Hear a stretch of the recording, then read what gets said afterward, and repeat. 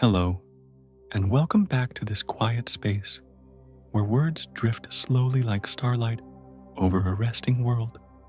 Before we begin, let the weight of the day soften, let the shoulders grow lighter, and let the breath fall into a rhythm that feels as though the universe itself were breathing with you. In the hush of night, or in the pale calm of morning, the noise can drift to the far edges, leaving only a circle of stillness at the center where the mind rests in ease. Picture now a horizon spread wide and endless, where stars gather like dust upon a dark sea. The air feels hushed and weightless, carrying the shimmer of unseen threads that hold the night together.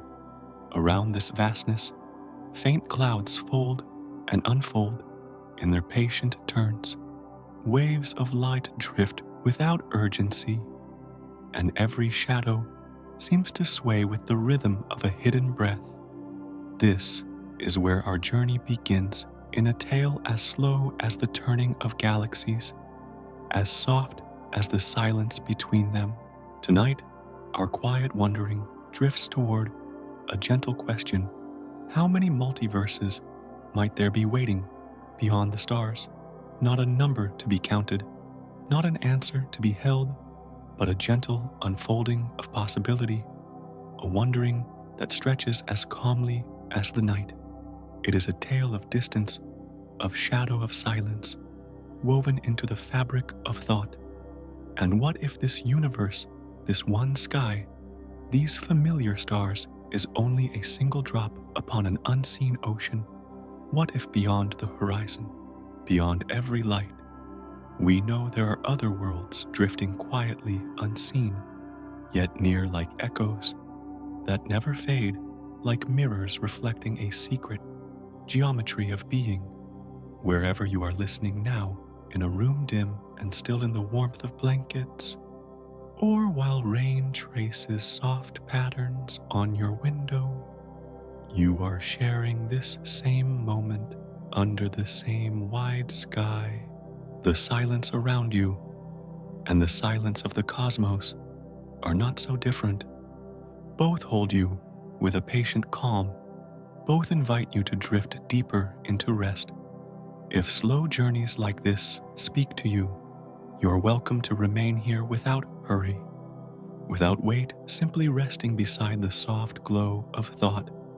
Nothing to do, nowhere to go, only a seat at the edge of starlight where wonder moves like a tide. So, let your thoughts loosen, falling into the pace of drifting light, and together we will wander into the quiet question of multiverses might wait beyond the dark, not seeking an ending, but moving as the tide moves, steady, unhurried, and certain of its way back to stillness. As the silence deepens, thought eases itself away from the first shimmer and moves unhurried toward the vision of a cosmos expanding like a gentle sigh folded into night. The universe seems to expand in this manner, not with haste, but with the patience of a tide that knows its return, each motion stretching the fabric of space in a rhythm that feels like the rise and fall of a chest at rest. In the silence between stars, this expansion appears less like a force and more like a soft unfolding, as though the night itself were a flower loosening its petals under an unseen hand. Each moment carries the impression of a pause, a still point where the breath holds before drifting outward again in another measured release. And within that pause, the whole cosmos feels as though it lingers, wrapped in a quiet balance, waiting for the next exhale. From a distance too vast for measures, the stretching of space gives the sensation of gentle tides flowing beneath a calm sea, each ripple moving outward with the lightest touch, each crest dissolving into the expanse beyond sight. Science tells that the universe is expanding and the image of that truth feels less like a calculation than like a horizon that slowly leans away, leaving more room for starlight to wander. The fabric of space itself opens soft as a veil, drawn wider across the night, and the galaxies drift with it as though resting upon invisible waves. Their journeys do not speak of urgency, but of endurance, as if they have known this rhythm since the first quiet spark of dawn. Each faint point of light appears to move outward, yet the movement feels like breathing, gentle and alive. To imagine this vastness is to lean into the quiet suggestion that existence itself flows in and out, swelling with calm persistence, retreating with equal grace. The breath of the universe cannot be heard, yet it seems to stir within every silence, a pulse hidden in the spaces between sounds. The galaxies seem to ride this current the way seeds float upon wind, not hurried, not bound, but carried within the slow certainty of a greater air. And though the idea might feel distant, it settles easily into thought, for breathing is the rhythm most familiar, the lull that accompanies both waking and sleep. The universe seems to mirror this intimacy, carrying an exhale stretched across time. Ancient voices once shaped this vision into stories speaking of creation and dissolution, as if woven into the inhaling and exhaling of a divine being. In the traditions of India, the great Vishnu rests upon the cosmic ocean, each breath giving rise to worlds, each breath reclaiming them into silence. To imagine this is not to dwell on grandeur, but to rest in the simplicity of the pattern outflow, return, pause, release. In such a telling, the universe becomes not a cold expanse of matter, but a presence alive with gentle motion, a living tide of space itself. The myth drifts close to the science, for both speak of expansion, of emergence, of retreat, though one sings it through story and the other through observation. Both leave the listener with the sense of a cosmos that breathes, the thought that each inhale could lift countless forms of being, and each exhale could fold them back into stillness, feels like a lullaby told by the night to itself. The story does not press for certainty, but lingers as a suggestion, a way of sensing the rhythm beyond reach. To rest with it is to feel time as something unhurried, not marching forward, but flowing back and forth, an endless tide upon an unseen shore. The darkness around becomes less empty, more like a quiet chamber, holding the soundless breath of existence, soft and steady. And in that chamber, the mind itself seems to sway with the same pulse, as though invited to join the universe in its calm exhalation. So, the first step into the question drifts not toward answers, but toward the sensation of being inside a vast inhalation carried on the rise of an unseen chest. Whether one sees it as science, as myth, or simply as a whisper of imagination, the impression remains the same. The universe expands, and the expansion feels like breathing. The stars fold into this rhythm, the galaxies drift upon it, and the silence holds it with the patience of eternity. And as the thought lingers, it seems to soften into rest, leaving only the quiet image of a cosmos that exhales, without end, a breath stretched across the dark, never hurried, always unfolding, always returning as though the night itself were alive. As the breath widened the fabric of space, there arose the sense of small seeds forming within its vast exhalation, as if each current of expansion carried hidden shapes waiting to rest. Within, the dark, countless particles shimmered like faint grains suspended in a beam of moonlight, moving not with urgency, but with the calm rhythm of drifting dust. These smallest pieces, gentle in their scale, began to lean toward one another, drawn as though by whispers, too quiet to hear, yet patient enough to linger across unmeasured time. The darkness that once appeared as emptiness now felt sprinkled with a hidden softness, as though starlight itself were breaking into fragments, each grain holding the possibility of warmth. And in that gathering, the image of worlds began to rest, fragile at first, but steady. As the silence of space deepened, those grains seemed to fold together, and in their slow embrace, the first fires appeared, not sudden, but gradual, glowing like embers that awaken from within wood. Stars rose in this way, built not from thunder, but from patience, weaving their hearts kindled by countless atoms, pressing into one another until light itself drifted outward. Around them, the remaining dust circled, like rings upon still water, each turned slower than thought, yet with time becoming the beginnings of planets. The universe, once only a breath, now carried sparks of brightness within its chest, scattering lanterns through the dark. And so the long night is softened with glimmers each star and world, an unfolding petal of the dust that once wandered freely. The quiet truth lingers that all matter within each being, even the gentle carbon that rests within bone and breath, seems to have been forged in the hearts of these stars.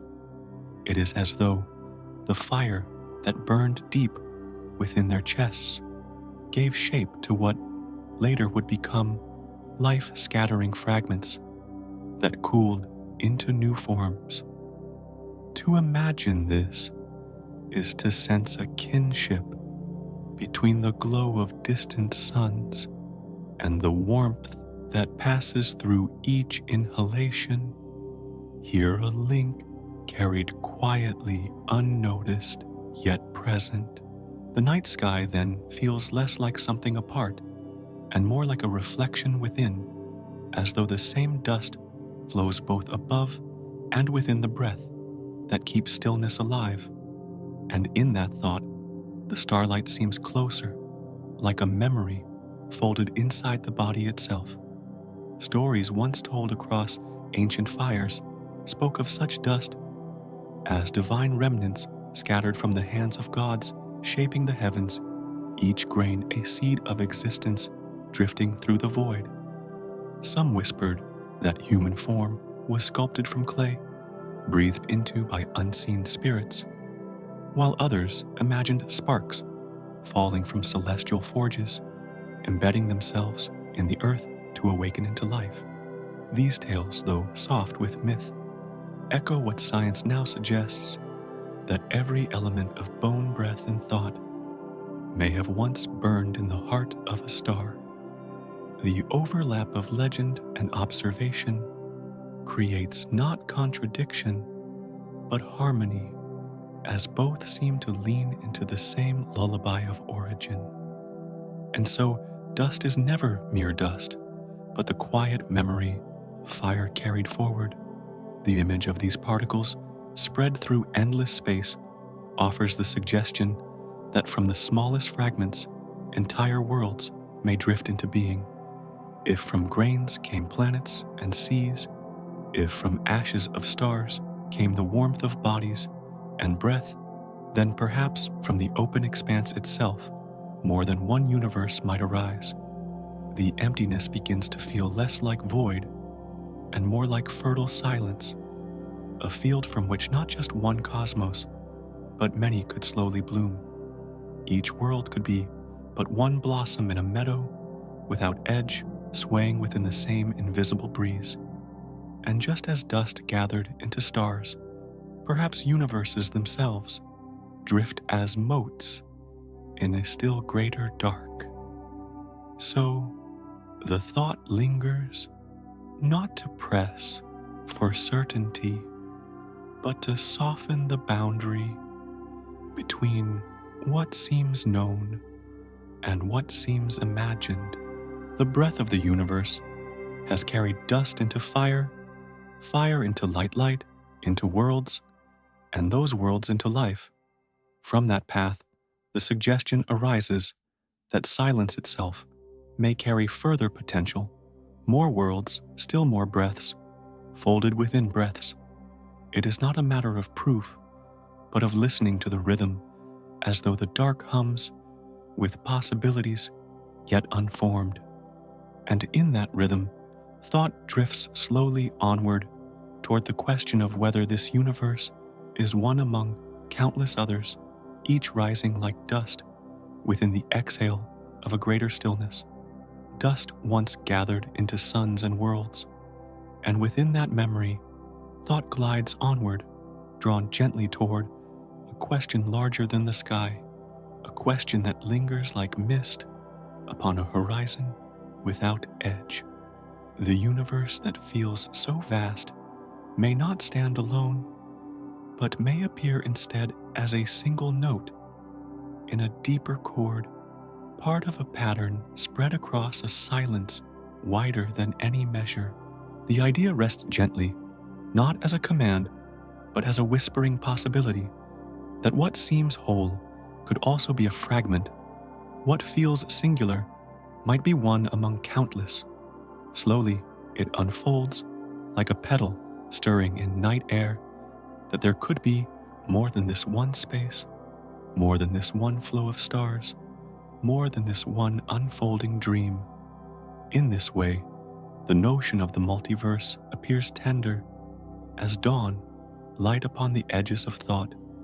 It seems at times that the universe itself breathes in many directions, each breath shaping a world, each exhalation sending it to drift across the unseen sea. The image comes like bubbles, rising in a quiet pool, each one round, complete, enclosed within its own surface, yet all floating upon the same dark water. One bubble holds the skies familiar, another may hold skies of colors never seen, another may turn with laws that feel both strange and serene. Each rests within itself, never touching, never breaking, yet sharing the same vast stillness that carries them all. The mind drifts across this vision, not searching for proof, only letting the shapes glide past the way leaves move upon a lake at dusk. And in that drifting, the multiverse feels less like a theory and more like a lullaby of endless forms. Philosophy once spoke in voices that echo even now, voices that wondered if the world held within sight could be only one among a great many unseen. In the age of Greece, a thinker named Democritus let his mind wander into that wide expanse, picturing worlds without number, each moving gently within an invisible ocean. He did not need instruments or measures, only the openness of thought to imagine that space might be filled with infinite variations, each world distinct, each world alive, with its own quiet rhythms. It feels as though he walked to the edge of the known night and looked beyond, not with urgency, but with the slow patience of one who allows mystery to remain. His vision lingers still, not sharp, not defined, but soft as the outline of clouds against a moonlit sea. The notion flows with ease, because the universe already seems too great to be held in one hand of thought. If it spreads outward in ways unseen, then perhaps it spreads not only in distance, but also in kind, unfolding into layers beyond reach. It feels as if reality itself might ripple each ripple, carrying a new shore each wave, bearing a world unknown. Just as light divides into colors hidden within a single beam, so too might existence divide into worlds within a single whole. This sense of multiplicity drifts gently, neither to be grasped nor rejected, but to be rested upon, like lying beneath branches, swaying slowly against the night sky.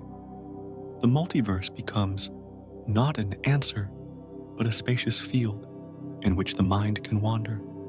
And when the thought softens further, it seems almost natural that there could be no final count, no certain edge, only a gentle suggestion that what is seen is not all there is.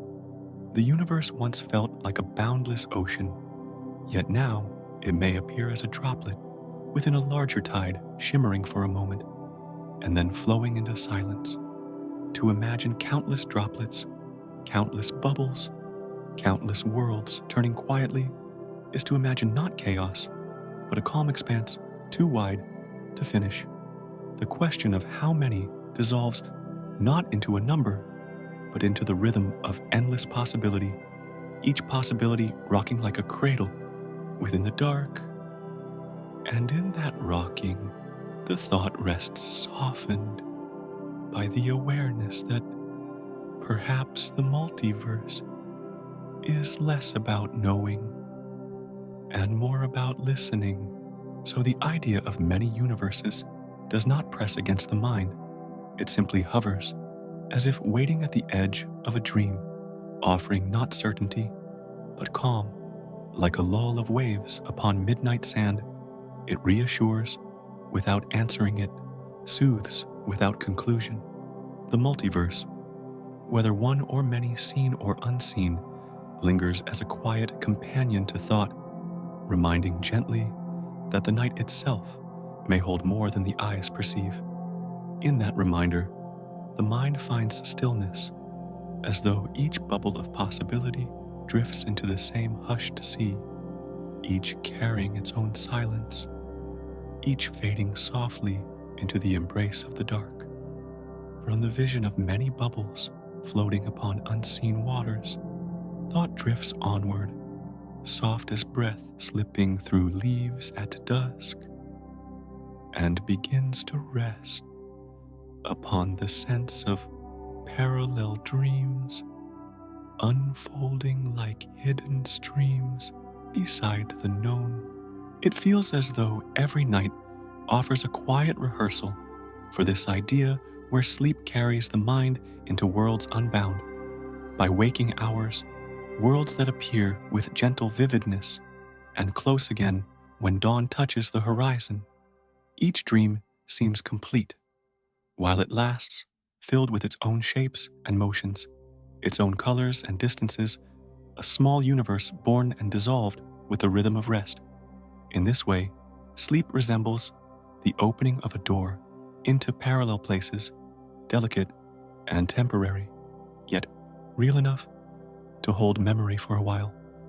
The night itself feels like a patient host for these drifting worlds, allowing them to bloom and vanish in silence. Science, spoken softly and without demand, offers an image not so distant from these nightly passages, suggesting that reality itself might branch with each quiet choice, as if every decision allows the path of time to divide into hidden companions. A life that turns one way may drift into one branch, while another life slightly altered follows a different current, both flowing alongside each other like neighboring rivers beneath the stars. It does not require proof to rest with this thought. It only asks for a moment of calm openness, as though watching two shadows overlap on the ground and wondering how many others stretch unseen. The many worlds view spoken gently becomes less a rigid claim and more a tender metaphor, a way to imagine existence as layered and branching, slow and endless. It feels like a tree of nights, each leaf catching a separate glimmer of moonlight. In the quiet storytelling of ancient lands, a similar vision can be found woven into traditions that speak not with force, but with song. Within the dreaming of Australia, there rests the notion of the dream time, a layer of reality that seems to flow alongside the ordinary day, guiding, shaping, and remaining even when eyes awaken. It feels like a world within the world, not erased by the sunlight, but carried gently beneath it, as though the ground itself remembers older footsteps and the air remembers older songs. This dream time appears not as a separate place far away, but as a parallel presence that breathes softly alongside the present, whispering that waking and dreaming are both threads in the same weaving. In its gentleness, it echoes the thought of parallel worlds, reminding that the unseen need not be distant to be true. Dreams and theories, myths and whispers all begin to lean toward one another, forming a circle rather than a line, as though reality itself hums with the suggestion of multiplicity. To think of dreams as small universes is to honor their completeness while they last, to acknowledge the way they hold an entire field of experience within their fragile boundaries. To think of each choice as a branching path is to allow the possibility that life itself unfolds in layers too delicate to trace. To think of the dream time is to feel the presence of the eternal lying just beneath the surface of ordinary ground. Together, they form a gentle trio, each one describing the same mystery with a different tone, each one a thread woven into the fabric of night. And in that weaving, the mind finds ease. The notion of parallel dreams does not close like an answer, but opens like reassurance, offering the calm suggestion that reality may extend further than the eye, holding more quietly than what can be touched. Each night becomes a reminder, as the eyes close and the breath slows, that new worlds might be waiting behind the veil of silence, each one rising like a soft tide and fading again when the morning opens. The thought does not rush, does not insist. It simply drifts like the hush of wind across a sleeping field. And within that drifting, the parallel dream becomes not just an image, but a quiet invitation to let go. After the weaving of dreams, where paths unfolded in silence, a new wonder rises, not hurried, but tender, inviting thought to rest upon the mystery of how many worlds might drift beyond the veil of night. The question feels both simple and endless, like a ripple spreading across still water, widening and softening until it disappears into the dark. It does not press for an answer, only lingers like starlight resting on a calm horizon. A hush surrounds the thought, and within that hush, the question glows with its own gentle rhythm. It seems to breathe in and out like the universe itself. The idea of one universe feels complete in itself, stretching wide as though it contains every possibility within its expanse, as if the stars above and the ground below belong to a single unbroken song. Yet the thought of many universes drifts close, like faint echoes in a canyon, each one carrying a variation of the same melody. Perhaps this universe is a solitary drop hanging luminous in a vast ocean, or perhaps it is one of countless drops, each reflecting a different shade of light.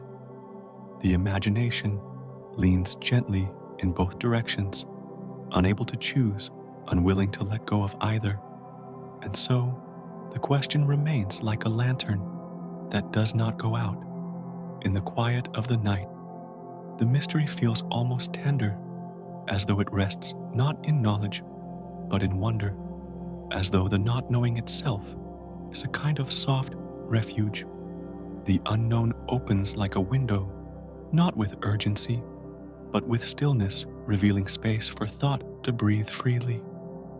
One universe seems vast enough to cradle all the stars and all the dreams of the night, yet many universes seem just as possible, each one turning slowly in its own silence, untouched, yet somehow connected.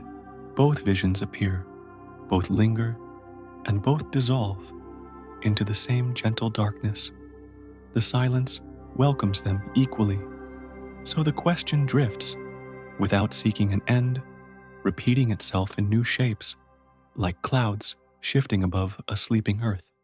One or many, the number seems less important than the feeling of openness that surrounds the thought, as though the mind has been led into a meadow of possibilities, wide and calm, with no need to count each blade of grass. The night seems to carry the question the way the sea carries foam, not holding it tightly, but letting it rise and fade again. The mystery continues, without urgency, soft as a breath in the dark. And when the thought begins to fade, it does not close with certainty, but with the sense of a door left slightly ajar, allowing the question to remain alive, hovering like a quiet breeze at the edge of sleep. The number of universes feels hidden perhaps forever, yet the unknowing rests like a lullaby. The question itself becomes the song, a gentle rhythm carrying the mind into stillness. Within the stillness of night, thought begins to lean toward a picture of space, unfolding beyond its edge, not as a single expanse, but as though it were one among many, each shaped in silence. The mind drifts toward the suggestion that universes might arise the way dew gathers on grass, each droplet rounded complete in itself, yet resting beside countless others. No rush marks their presence. They seem to appear and to fade with the patience of the dark. It feels as though reality breathes in small spheres, each one a chamber of its own night. And in this vision, the cosmos takes on the shape of bubbles. The idea spoken softly by science carries no urgency, only the sense of a possibility that what seems like a single universe may belong to a vast foam, each bubble drifting upon a hidden ocean. Some imagine space swelling outward, and within that swelling pockets form sealed from one another as though by invisible walls. The surface of each bubble holds the boundaries of a world keeping its stars and its light enclosed, while beyond that boundary another bubble swells in silence. To picture this is to feel less of mathematics and more of water shimmering under moonlight, full of rounded lights that rise and fall. Each bubble appears as a lantern floating in the dark. The thought rests gently on the image of these spheres, not colliding, not touching, yet sharing the same unseen depth. A bubble swells, holds its glimmer, then dissolves into the surrounding stillness, while elsewhere, another begins to rise. They seem fragile, but within each lies a vastness of its own, carrying its galaxies and its time as though they were threads woven inside a transparent shell. To linger with this is to sense both delicacy and endurance, the way mist hovers and yet remains the way light folds across water without vanishing. Each universe feels enclosed yet open to imagination, complete yet part of a greater quiet. Some voices have compared the cosmos not to a lone sphere, but to a sponge full of cavities and hollows, each hollow a universe in its own right. The picture feels less like stone and more like sea foam gathered on a tide, countless bubbles, joined yet separate, each alive with its own silence. In the calm rhythm of thought, this description becomes less technical and more tender, as though existence itself were porous breathing through many small chambers. If one chamber holds the stars familiar, another may hold stars unseen, and still another may remain forever closed to any gaze. The sponge becomes not a solid, but a cradle of worlds. The image extends further, for bubbles in a sea do not carry numbers that can be counted. They rise without end, overlapping inside, yet never truly touching. To ask how many would be, to ask how many waves touch the shore in a single night, or how many sparks linger in the ashes of a fire, the answer hides in the motion itself, too shifting to capture, too soft to enclose. What matters is not the count, but the rhythm, the endless swell and release. And in that rhythm, the thought of countless universes feels natural, as though they were simply part of the breath of the dark. So, the bubble universe drifts into awareness, not as proof, but as lullaby carrying a softness that neither insists nor denies. It speaks only of forms that might shimmer in the unseen, each rounded, each complete, each dissolving back into stillness. When its time has passed, the vast ocean beneath them remains hidden, holding all without preference, letting bubbles rise and fade. And in imagining this, the mind itself begins to quiet, floating like one more sphere in the dark, held lightly within the sea of silence. Out of the image of bubbles resting on an unseen tide, another vision slowly arises, not to replace, but to weave alongside, as though the silence wished to hum with a gentler tone. Instead of rounded chambers of space, there comes the thought of threads stretched across the dark, so fine that they seem almost like breath itself, trembling just beyond sight. These threads do not call for weight or measure. They resemble the fibers of music stretched taut but invisible, waiting to release their sound into the stillness. Each thread quivers as though touched by an unseen hand, and the quiver feels less like noise than like a lullaby laid into the structure of the cosmos. And so, reality begins to resemble a loom of vibrations, endlessly soft, endlessly patient, woven from trembling strands. The suggestion from quiet science speaks of a world where matter and form may not be solid at heart, but instead patterns of vibration, as if each note created its own small universe. To linger on this is to sense an orchestra without conductor, each instrument tuned to a frequency unseen, rising together in a harmony too vast to finish. The cosmos appears not as a single song, but as countless melodies, layered one upon another, each with its own timbre, its own rhythm, yet blending into a calm that surrounds them all. Within that calm, the music feels unhurried, like bells ringing far across valleys, their tones meeting in the distance. And in the hush between the tones, one begins to imagine the outline of other universes, each a separate song.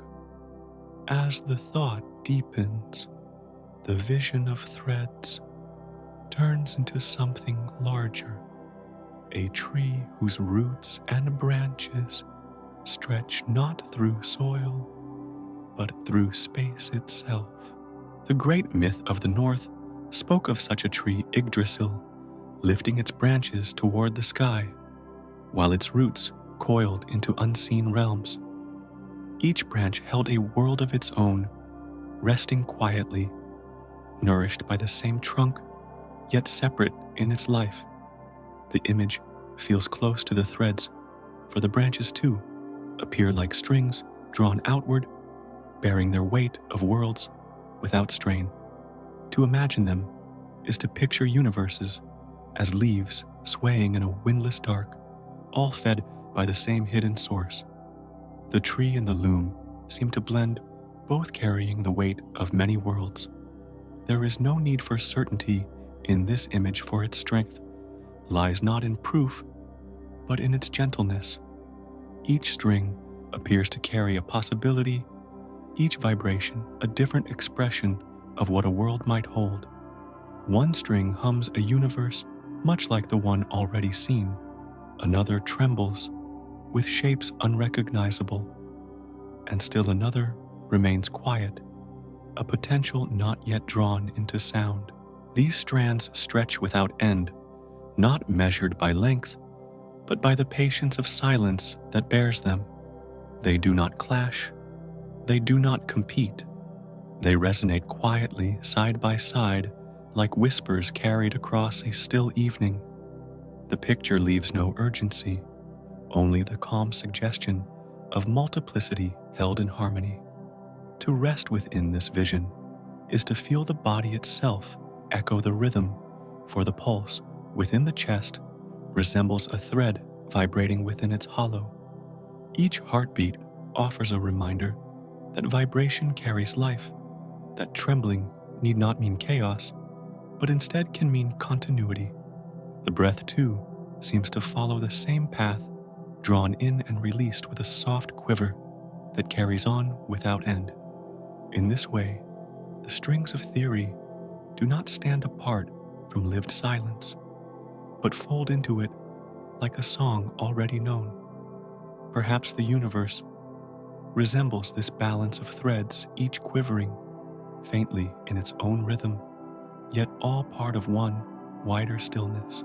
The mind may wander toward the tree again, toward the branches of Yggdrasil, where worlds rest like fruits that neither fall nor fade.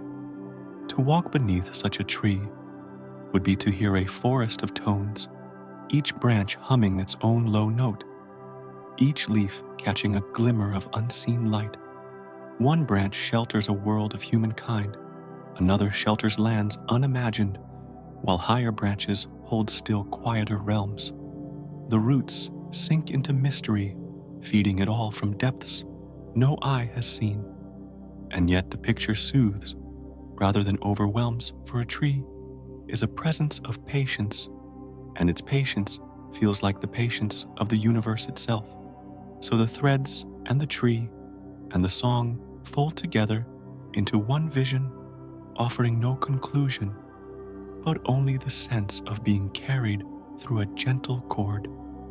If universes exist as bubbles, they also might exist as strings, each vibrating quietly, each producing a melody that belongs to the whole. The silence between them feels as important as the sound itself, for it holds the spaces where dreams may enter, and in that silence the mind rests, letting the vibrations continue without end, soft as breath drawn through a sleeping night. From the hush of vibrating strings and the vision of a tree whose branches lifted countless realms, thought turns quietly toward another image, softer still, as though reality itself might be mirrored back in faint and altered ways. It does not arrive with force, but with the calm of a reflection, a surface so smooth it barely reveals its difference. And yet within that slight shift rests the suggestion of another world. A mirror does not invent it, only bends light, yet in that bending appears the outline of a place both known and unfamiliar. To dwell on such an image is to sense that reality could echo itself in endless variations, shimmering like water that catches the moon. In such reflections, the idea of parallel worlds unfolds. Among the gentle voices of science lies the thought that each decision, no matter how light, may cause the flow of time to branch. The branches do not feel like abrupt divisions, but rather like ripples parting in a quiet stream, each ripple carrying its own course into the distance. One path drifts left, another glides right, both still water, both still flowing, yet neither returning to the other. It is as though life itself hums, with quiet choices, each vibrating into a separate strand of reality. The vision does not ask for proof. It rests instead on the tender suggestion that possibility may not vanish, but continue hidden in the folds of unseen currents. And in this way, each choice may open the door to a world parallel to this one. The mirror becomes a gentle metaphor, for in its surface there appears a world almost the same, yet touched by subtle difference. A hand raised in the air shows its twin, but the twin lifts the opposite way. A room looks whole within the glass, but its corners are reversed. Even the simplest smile is mirrored into a shape both familiar and strange. In this reversal lies the quiet echo of the multiverse, where each decision carries with it a reflection not broken from the original, but gliding alongside, complete in itself. To imagine this is to picture corridors of light stretching outward, each lined with mirrors, each reflecting back, a universe only slightly changed. And as thought drifts along those corridors, the reflections multiply until they blur into endlessness. Ancient tales whisper of similar visions, carrying the idea of mirrored worlds long before it was spoken in science. In Chinese tradition, there are stories of travelers who wandered too close to a mirror and slipped within, finding themselves in a realm that seemed the same, but was not. The streets of that world stretched in familiar directions. The voices echoed with familiar tones, yet each detail was subtly shifted, leaving the traveler adrift in a life both known and unknown. The tale does not seek to frighten. It lingers like a dream, half remembered, suggesting that perhaps the glass does not merely reflect but also conceals. Behind its surface, another version of existence waits in silence. And even when the tale ends, the impression remains like the shimmer of light across polished stone. To rest with this idea is to feel that every action could have many shadows, not shadows that fade, but shadows that bloom into lives of their own. The paths diverge like silent streams, their waters unseen, but still flowing, each carrying a variation of the same melody. One life may unfold with the smallest gesture. Altered one world may hold the faintest difference.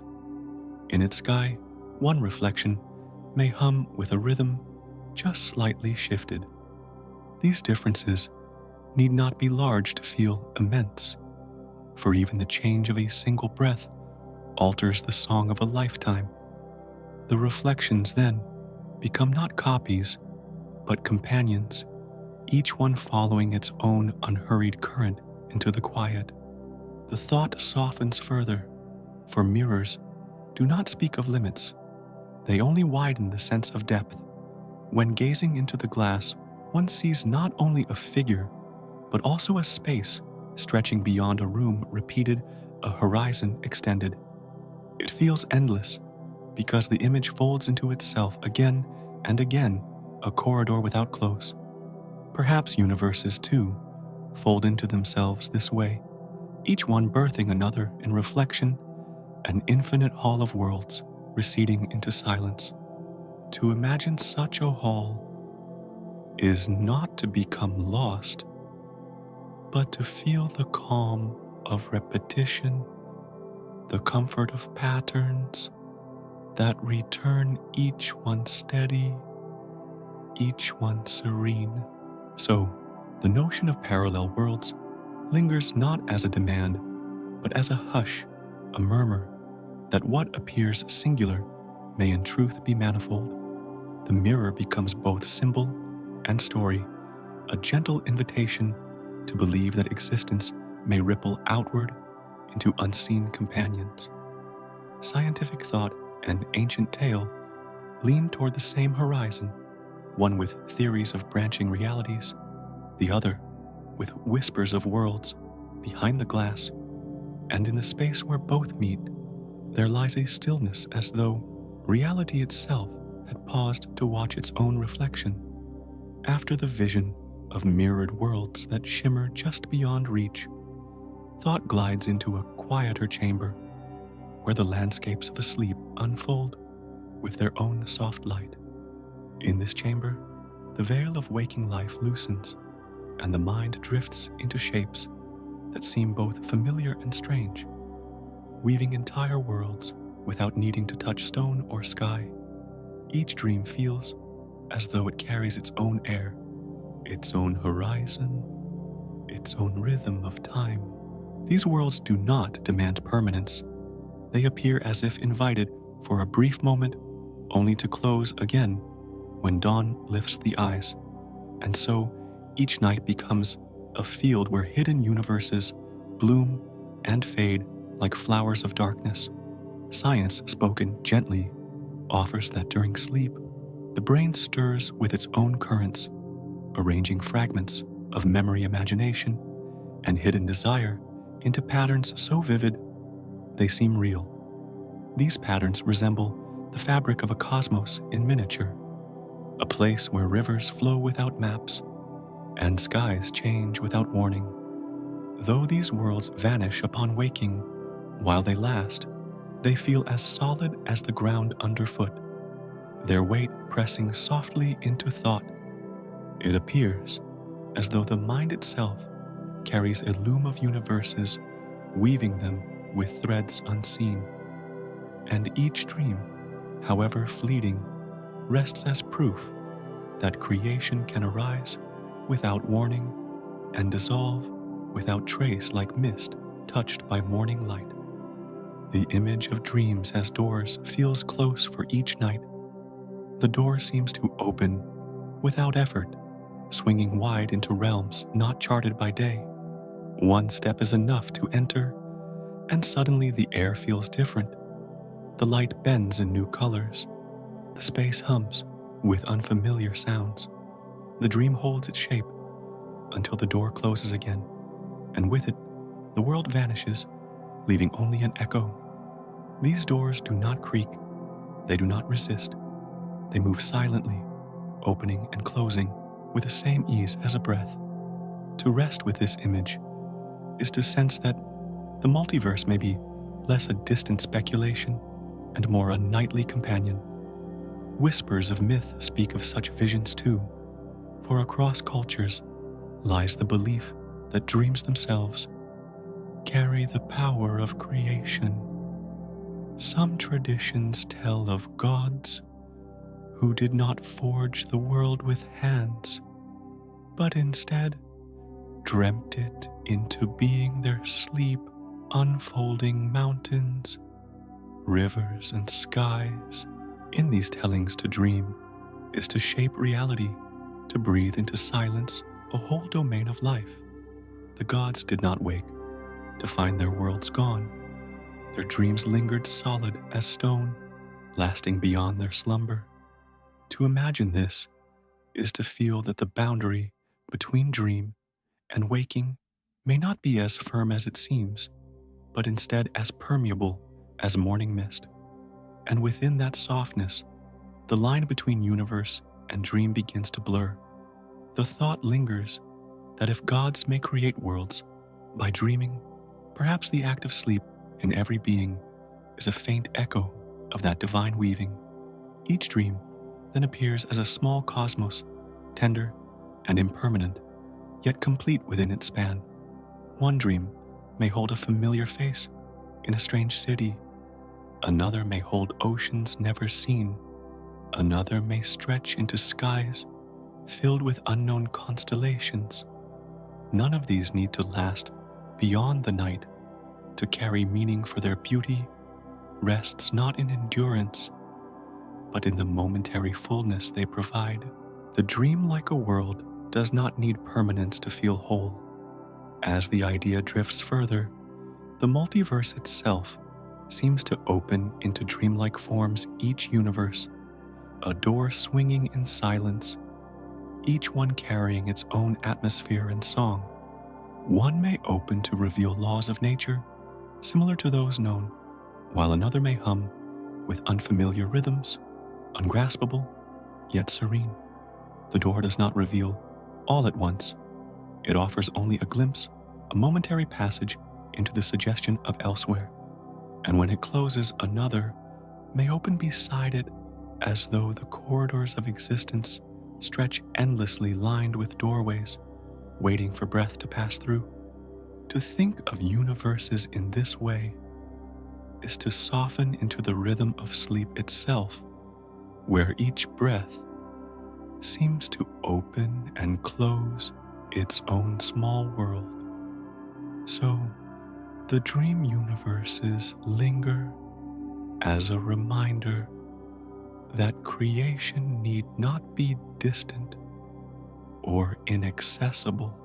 They hover in the quiet of each night, tender as lanterns glowing behind closed eyes, each carrying its own sky, each dissolving before morning. Science suggests the brain alone may weave them. Myth suggests they may be the very origin of reality. Between the two lies a space wide enough to rest, calm enough to invite sleep, and in that, resting one need not choose which is true. Only let the doors open and close until the mind itself settles into the vast dream of the night. From the quiet weaving of dream worlds that opened and closed like hidden doors, thought now drifts toward the question that lingers at the edge of every image. If universes may exist in many forms, how many might there be? The mind does not hurry to answer. It rests in the space between knowing and unknowing, letting the silence shape the thought more gently than numbers ever could.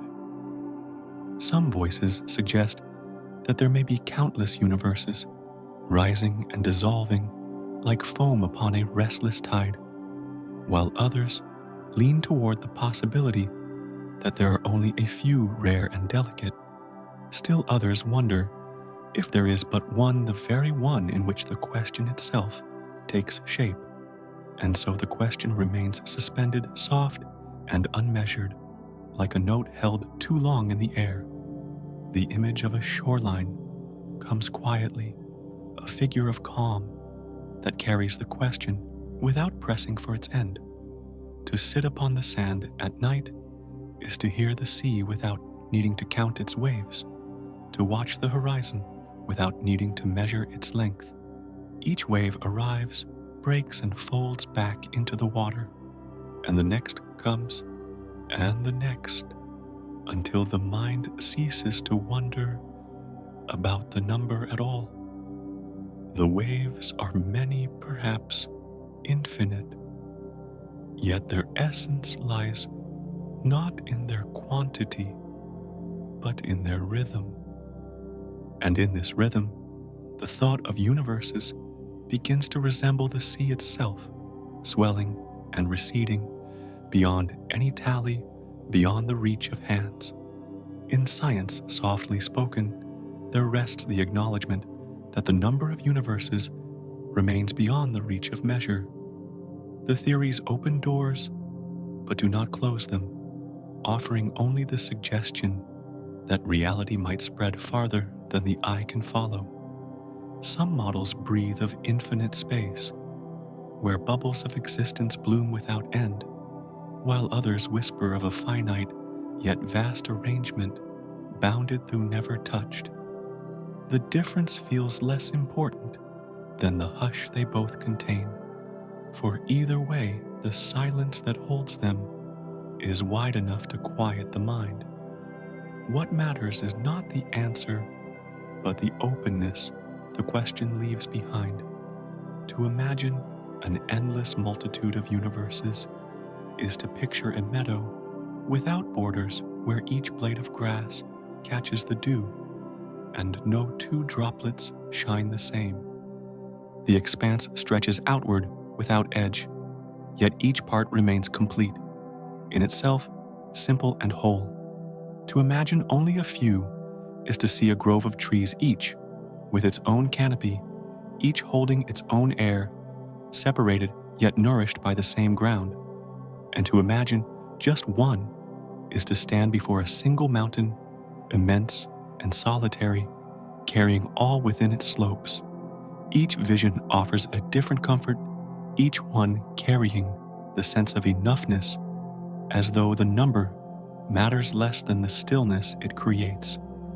The question then turns not to counting, but to listening. To ask how many universes exist feels like asking how many breaths belong to the night, how many stars belong to the sky, how many moments belong to time. The answer cannot be held in the hand. It can only be felt as a tide that continues. The night gives breath without limit. The stars extend without end. The moments unfold without measure, and still the rhythm continues, calm and unbroken.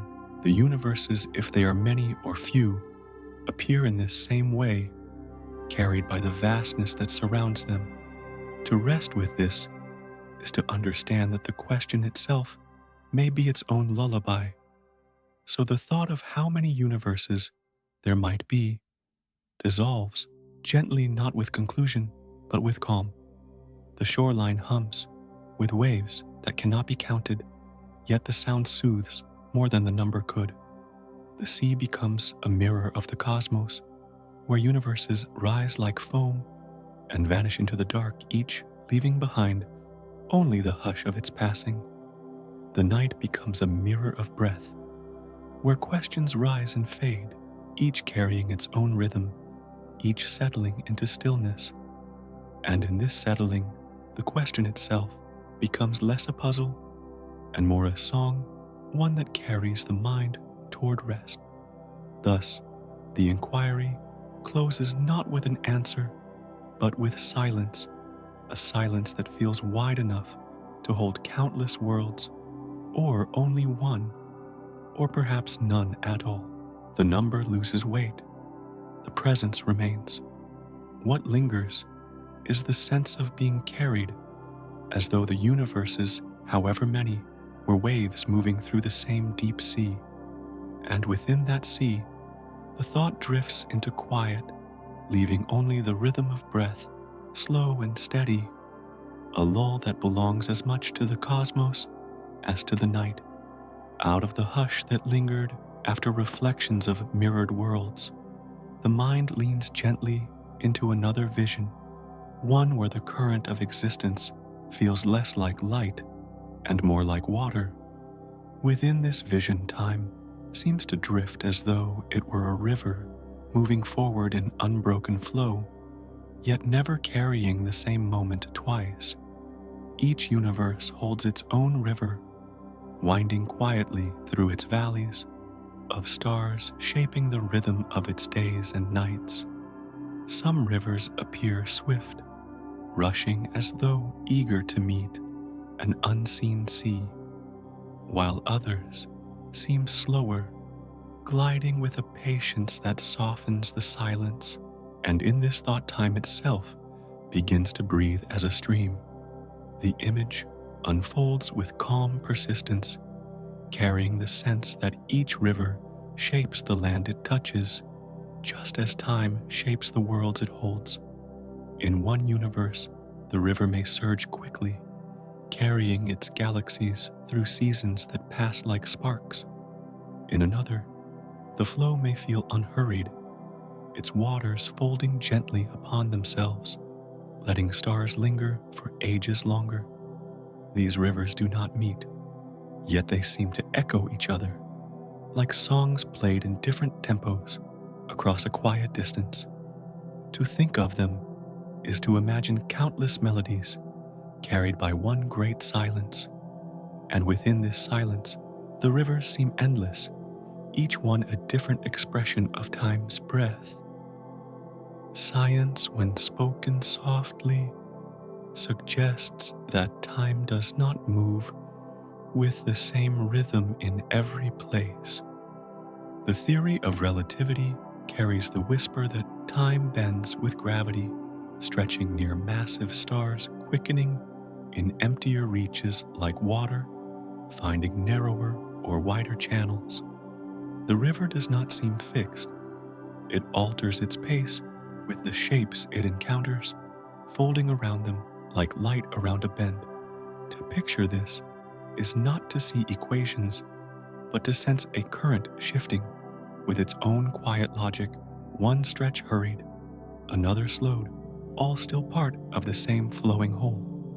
In this softness, relativity feels less like law and more like music. The thought then drifts toward the multiverse again, suggesting that if space may hold many worlds, then each might cradle a different river of time. One river rushes so swiftly that a star may live and fade within what feels like a breath, while another glides so slowly that even mountains of galaxies seem suspended. To wander from one universe to another would be like stepping from the bank of a rapid into the edge of a tranquil stream, the air itself thickening or lightening with the pace. Yet no crossing feels demanded, only the awareness that each stream holds its own rhythm. And so the multiverse becomes not only a foam of worlds, but a choir of rivers. The metaphor extends quietly, for rivers have been seen as lifelines, drawing their banks into being, nourishing what grows upon their edges. In this way, time too feels like the gentle sculptor, coaxing form from formlessness, weaving days into nights and nights into mornings. To imagine multiple universes is to imagine multiple sculptors, each with a different touch, each leaving behind shapes unseen by the others.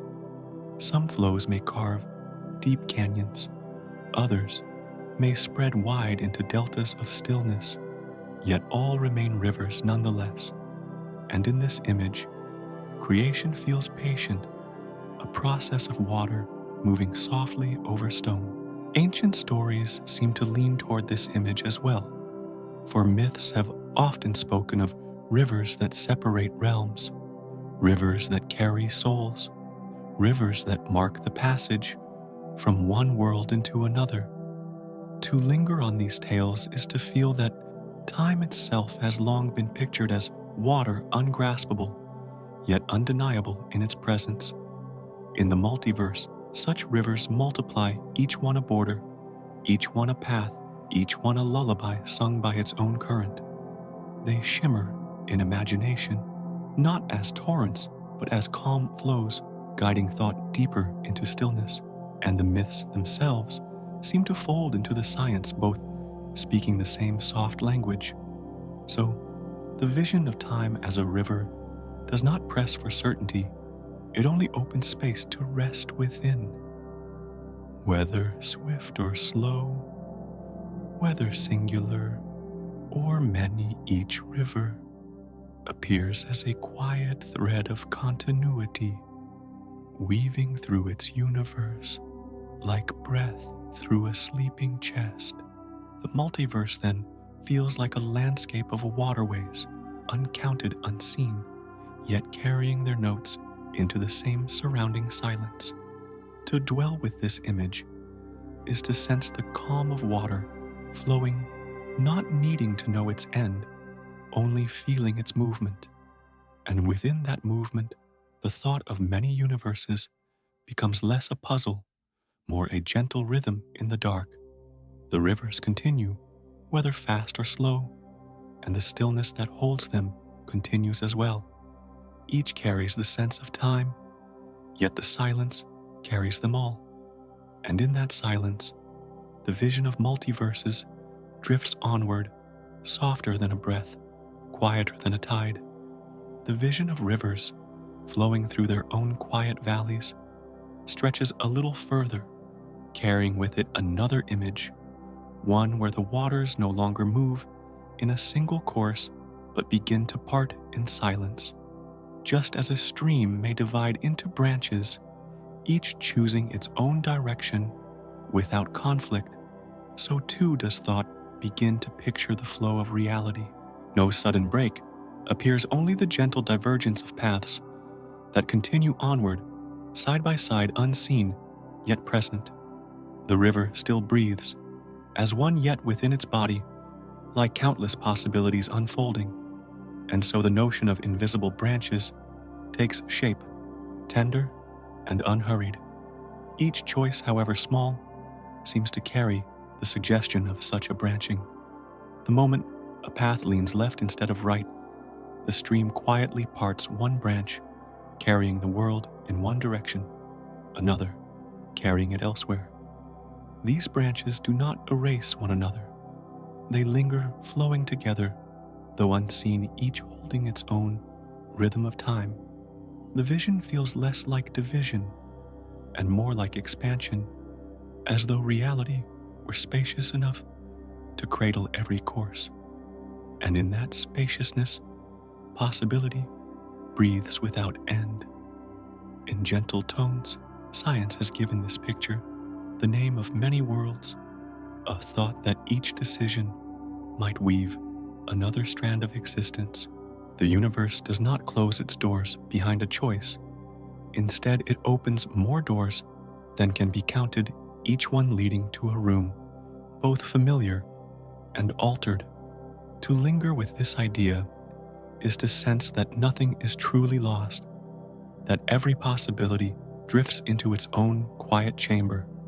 The corridors of existence stretch outward, not in urgency, but in patient unfolding. Each door closes softly while another opens in the stillness. Physicists in moments of reflection have sometimes spoken of this as though no potential ever disappears. A choice made here may seem to fix one reality, yet in the calm of theory, it appears that other realities flow outward too, each carried upon a different branch of the stream.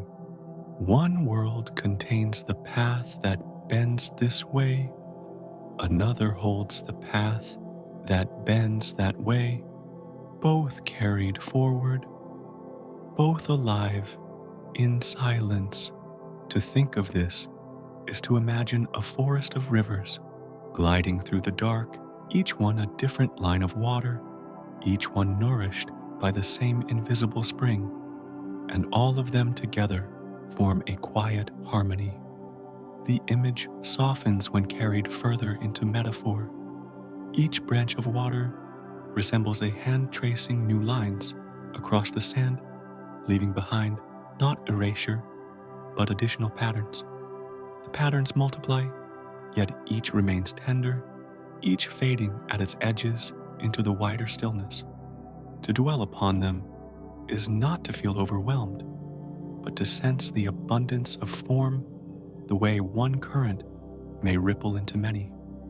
And these ripples feel less like answers than like songs carrying tones that never end. They extend outward as though guided by patience alone. Within myths and whispers, too, there lies the echo of this vision. Some tales speak of choices that split the world into twin paths, one leading to a life remembered, the other to a life unseen. These stories linger not as conclusions, but as lullabies, telling that no step is wasted, for every step becomes a world of its own. The myths do not rush. They breathe like rivers in moonlight, their branches shimmering just beyond sight, and the shimmer comforts, for it suggests that life flows wider than the eye can follow. The branches themselves seem like threads woven into the night. To rest within this image is to feel that every moment carries more than one unfolding. A gesture, a word, even the stillness of silence may extend outward into several unseen streams. Some streams carry joy, some carry sorrow, some carry only quiet, yet all of them remain alive in their own gentle way. The night does not demand that one be chosen above another. It simply holds them together, like stars scattered across the same sky. And the sky in its breadth gives space to every star to shine. The branches once pictured no longer ask for numbers or proof. They only suggest that reality might be softer, wider, more forgiving than it appears. Each branch flows without denying the others. Each path continues without resistance. Each possibility hums as part of the whole. To linger with this is to feel the calm of a river parting into streams, none lost, all drifting forward. The image closes not with conclusion, but with stillness, as though the branches themselves had folded into a lullaby. And in that lullaby, the thought of many worlds rests like water in the night, endless and serene. Out of the gentle image of streams parting into hidden branches, another thought begins to form, quiet as a ripple spreading across still water. This time the picture lingers, not on the course of the river itself, but on the pools that gather along its banks. These pools rest apart from the main current, holding fragments of water that once flowed past, shimmering with the memory of movement. Each one seems to cradle a reflection of what has already gone, keeping it alive for a little while longer. And so, memory takes shape as a series of small lakes beside the river of time. To dwell upon memory is to notice how the mind gathers moments and lets them settle. What has already drifted downstream does not vanish entirely, for within the folds of thought it seems to return in softer outlines. A sound once heard, a light once seen, or a face once known may rise again like a reflection caught in the surface of a pond. The past does not come back in its original form. It appears altered, blurred, touched by the stillness of recollection. Yet even in this alteration, it feels whole in its own way, like a second version of the moment. The reflection glows with its own calm light. Science, spoken in hushed tones, offers that memory belongs to the weaving of the brain, a pattern etched gently into its living fabric. Neurons carry their signals as though they were streams of light, and in their connections a trace of experience remains. When sleep descends, those traces do not rest entirely. They rise again, joining together in ways that create new landscapes of dream. Within those landscapes, memories are reshaped, mingled, and sometimes transformed into realms that never were yet feel as though they might have been. Dream becomes a field where the past and the imagined drift together, and each dream feels like a small universe born from memory's reflection. The image softens when seen as mirrors resting upon the water. One mirror may show the world as it was, another may show the world as it might have been, while still another holds a version that never touched waking life at all.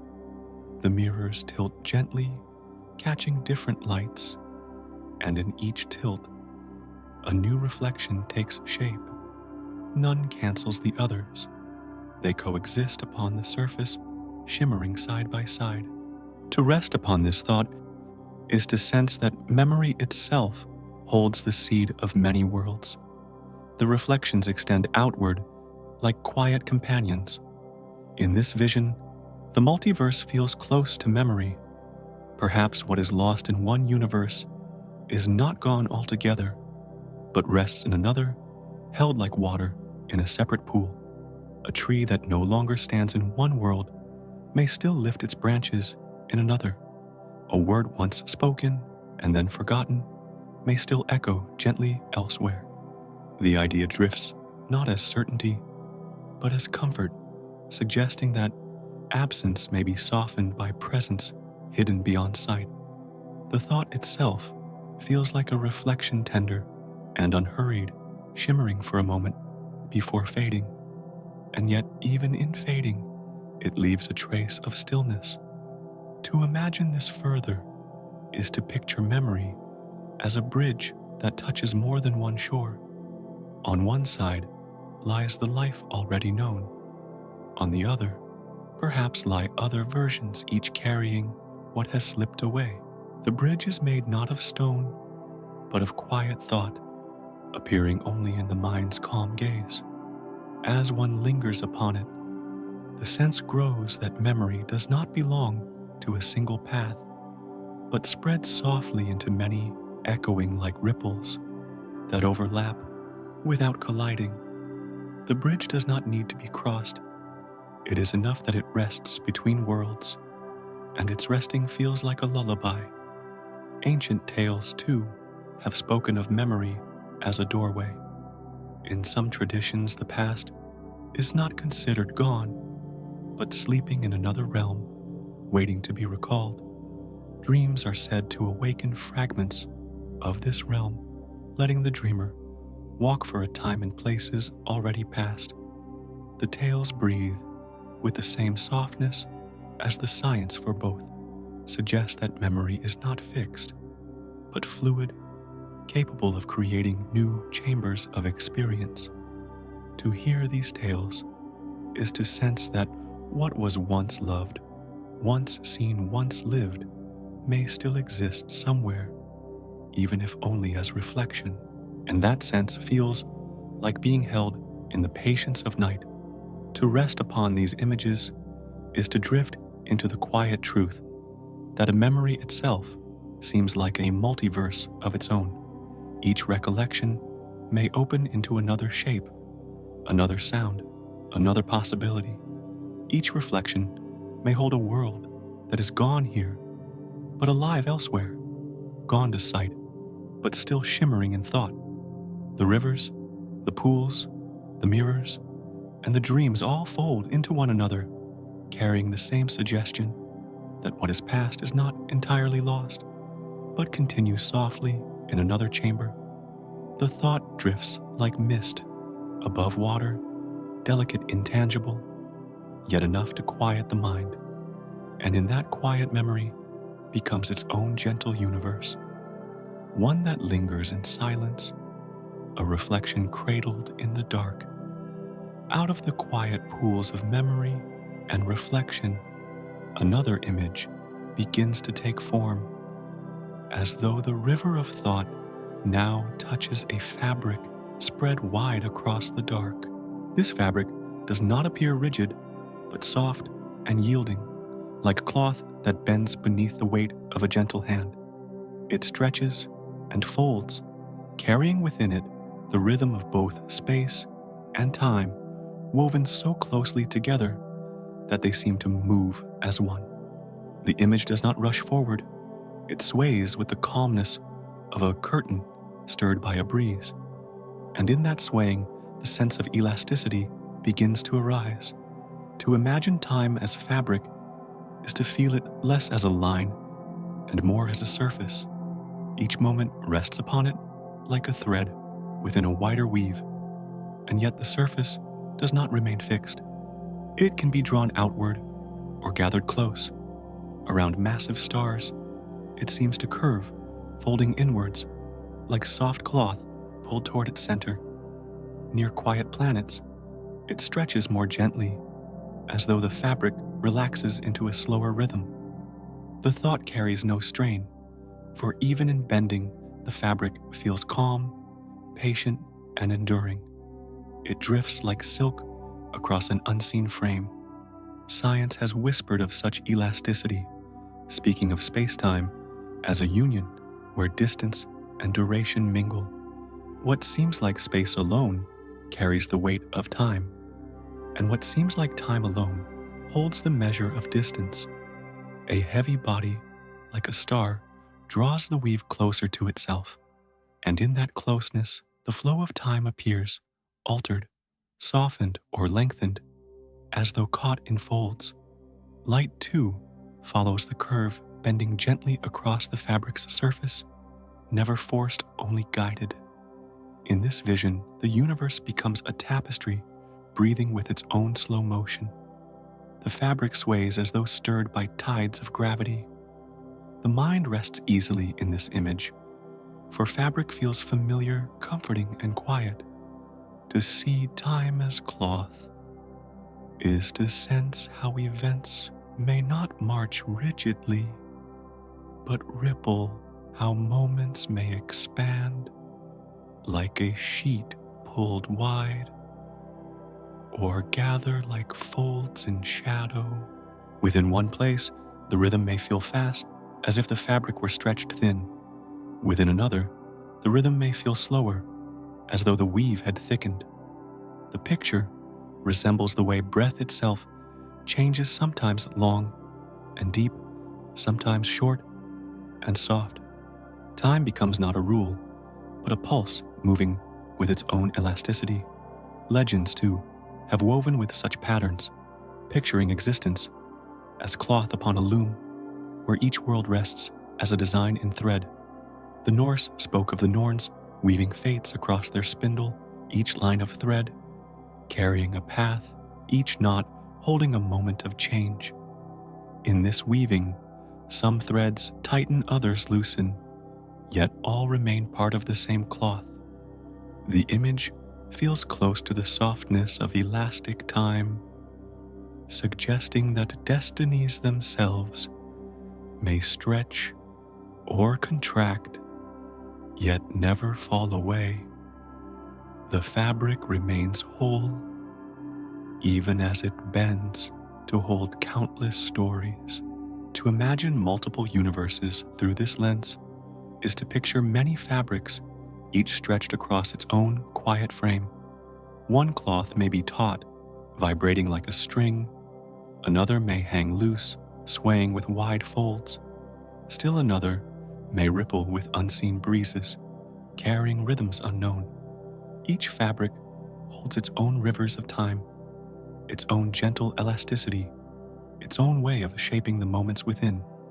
They do not press against each other, but rest apart, like drapes hanging side by side in a silent hall. The hall itself seems endless, filled with layers of woven presence, and within each layer, time flows in its own unhurried measure. To linger on this vision is to sense that elasticity itself carries a kind of tenderness. It allows moments to open, to linger, to expand into quietness, or to pass quickly, vanishing like folds drawn together. Neither pace feels wrong. Both belong to the same fabric. Just as breath sometimes lengthens in stillness and sometimes shortens in rest, so too does time expand and contract with calm persistence. The softness lies not in its constancy, but in its ability to bend without breaking. The elasticity feels like a lullaby held within the weave. The image closes as gently as it opened, leaving the sense of cloth swaying in silence, carrying the flow of time as though it were thread passing beneath the fingers of night. Space and time appear joined not as rigid lines, but as fabric elastic enough to hold stars to guide light and to shape the rhythm of each world. If there are many universes, then each may hold its own cloth, stretched to a different tension, vibrating with its own hidden music. And in that thought, time itself feels less like a measure and more like a song drawn long or short across the loom of silence, endlessly patient, endlessly soft. The vision of fabric bending and loosening lingers only a moment before it softens into another picture, one shaped not of threads, but of waters. Streams appear, weaving through valleys of thought, their currents quiet and unhurried, each one following its own path with patient flow. Some streams move swiftly, glistening like silver lines under a hidden moon, while others drift slowly, as though cradled by the earth beneath them. The rivers wind in many directions, yet all seem to carry the same quiet destiny. Each current bends toward the greater dark. To imagine time as water is to feel it sliding, gently shaping the land it touches, yet never clinging to it, always moving forward into the unseen. The many branches diverge, each holding its own song, its own rhythm, yet no branch resists the pull that lies beyond. Some meet quickly, folding into larger flows. Others travel longer, tracing wide circles, before drawing near to the same vastness. The sound of these rivers is not loud, but hushed, a continuous murmur that seems to echo the slow breathing of the night. And within that murmur lies the sense of return. Theories have whispered of time's many currents, describing them as lines that may bend, twist, or even pause, yet still they seem to carry onward with unbroken motion. Each variation feels like a tributary, a new direction, branching quietly from the main flow, but never leaving the river's embrace. Around heavy bodies of matter, time stretches and slows as though the current thickens. In open space, it loosens again, gliding more freely, like water over smooth stone. All these differences remain, yet each variation holds to the same end. The waters travel until they vanish into the sea of night.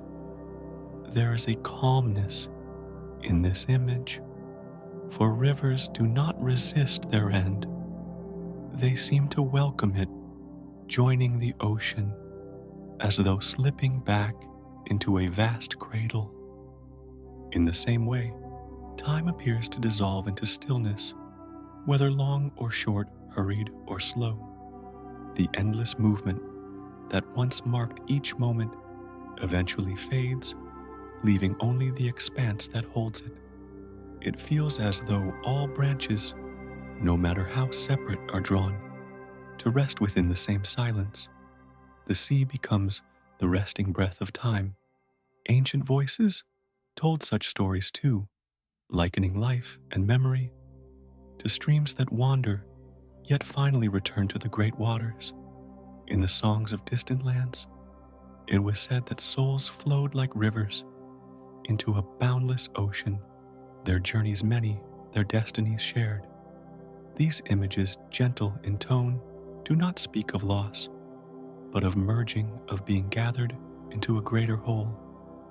To think of universes in this way is to see them as rivers too, each with its own course, its own surface of stars, yet each leaning toward a horizon beyond measure.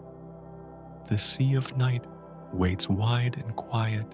The thought of countless rivers converging into darkness does not press the heart with weight, but softens it, as though reminding that stillness lies at the end of every motion.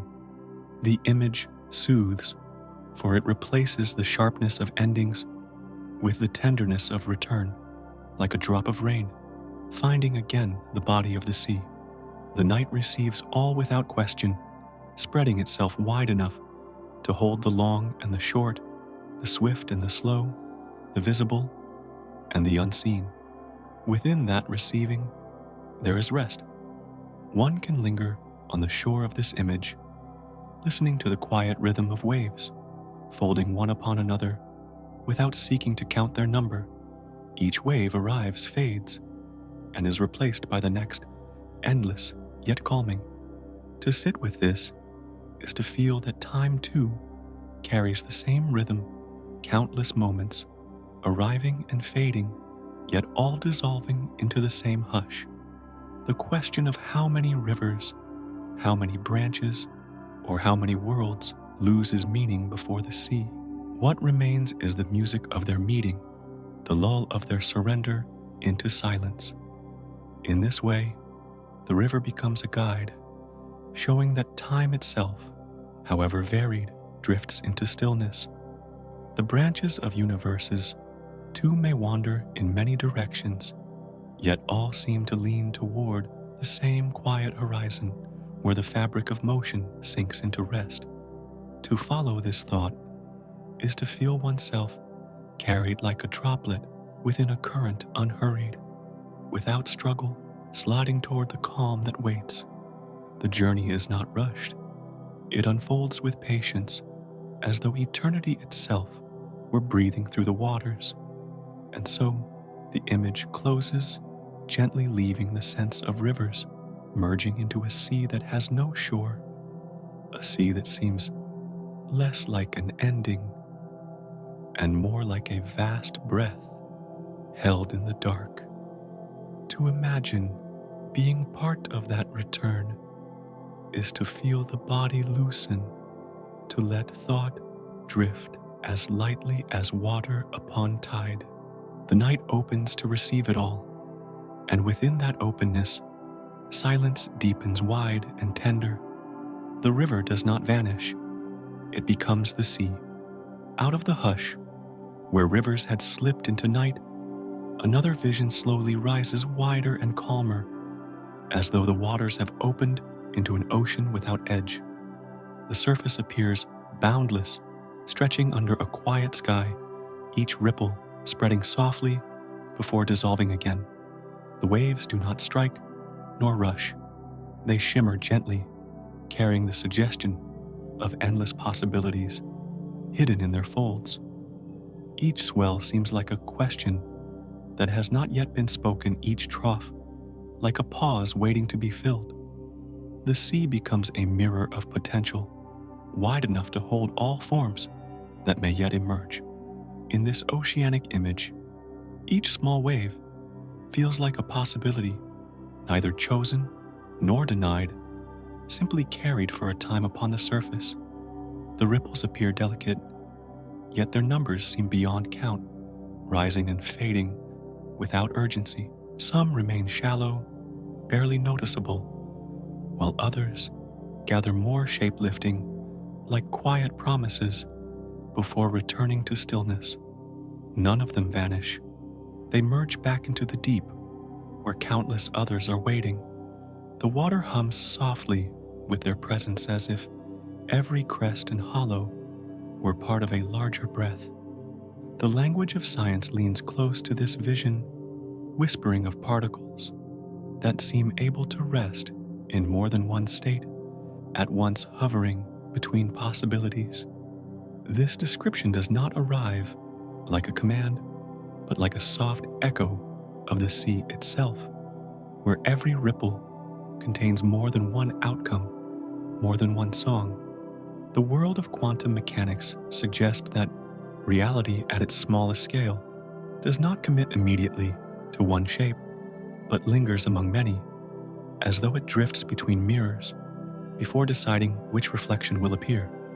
To imagine this is to sense a tide alive with hidden pathways. Each pathway glimmers like a ripple sliding outward into the dark. If the smallest fragments of existence may hold many possibilities, then perhaps the whole universe carries the same openness, resting like a wave that has not yet fallen. The thought drifts outward, suggesting that entire worlds might lie folded within the sea, each one a possibility allowed to bloom. The ocean then feels like more than water. It becomes a field of potential, a living canvas that can hold innumerable patterns without strain. What seems like a single surface reveals itself as a depth so vast that every ripple could rise into its own horizon. Each universe appears as though it might be a wave lifted from the same quiet sea. This image carries tenderness, for the sea of potential does not rush to release its forms. It waits patient as midnight, letting each ripple decide when to rise, when to fade, when to become. The vastness is not empty, but full rich with possibilities that may remain unseen forever, yet still exist within the embrace of the water.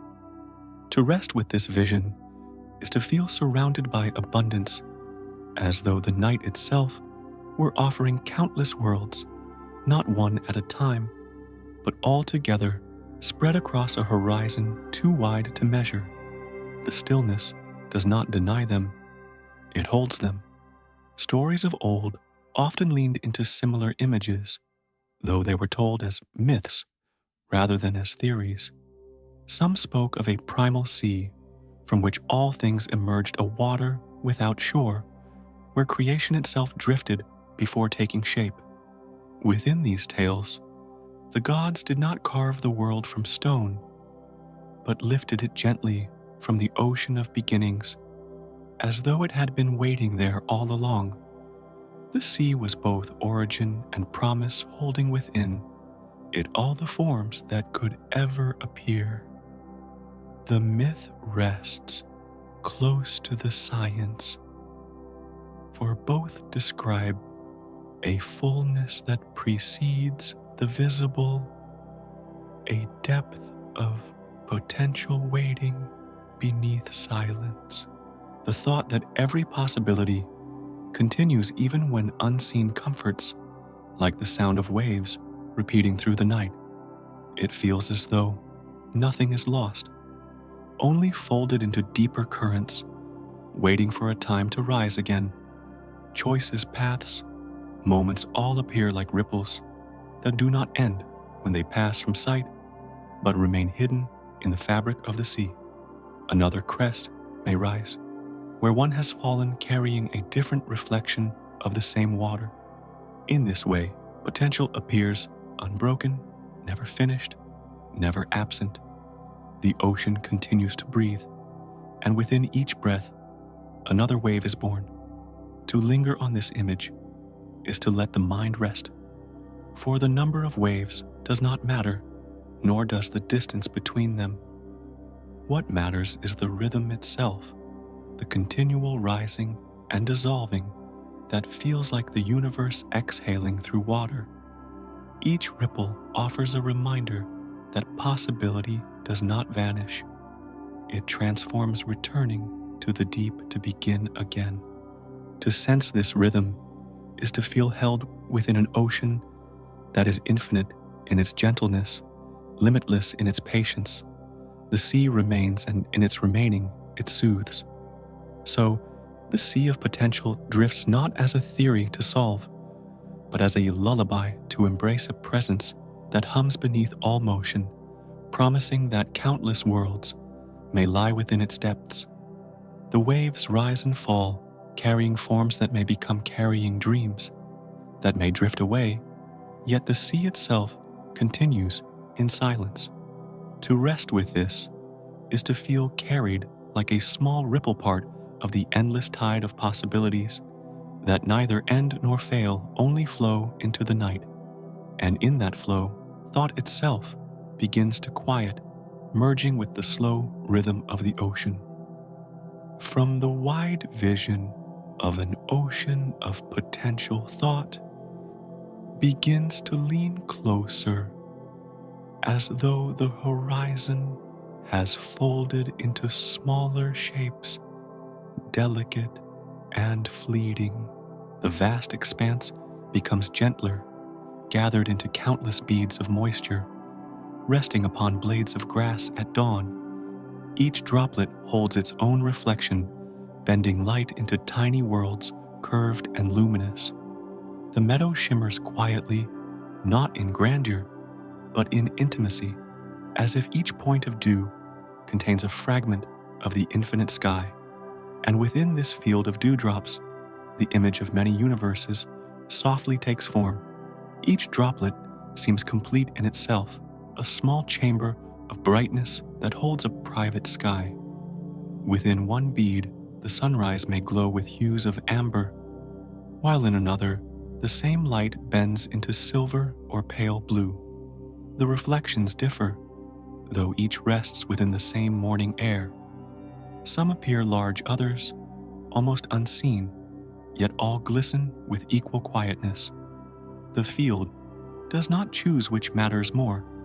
It allows them all to exist, scattered across the grass like gentle lanterns.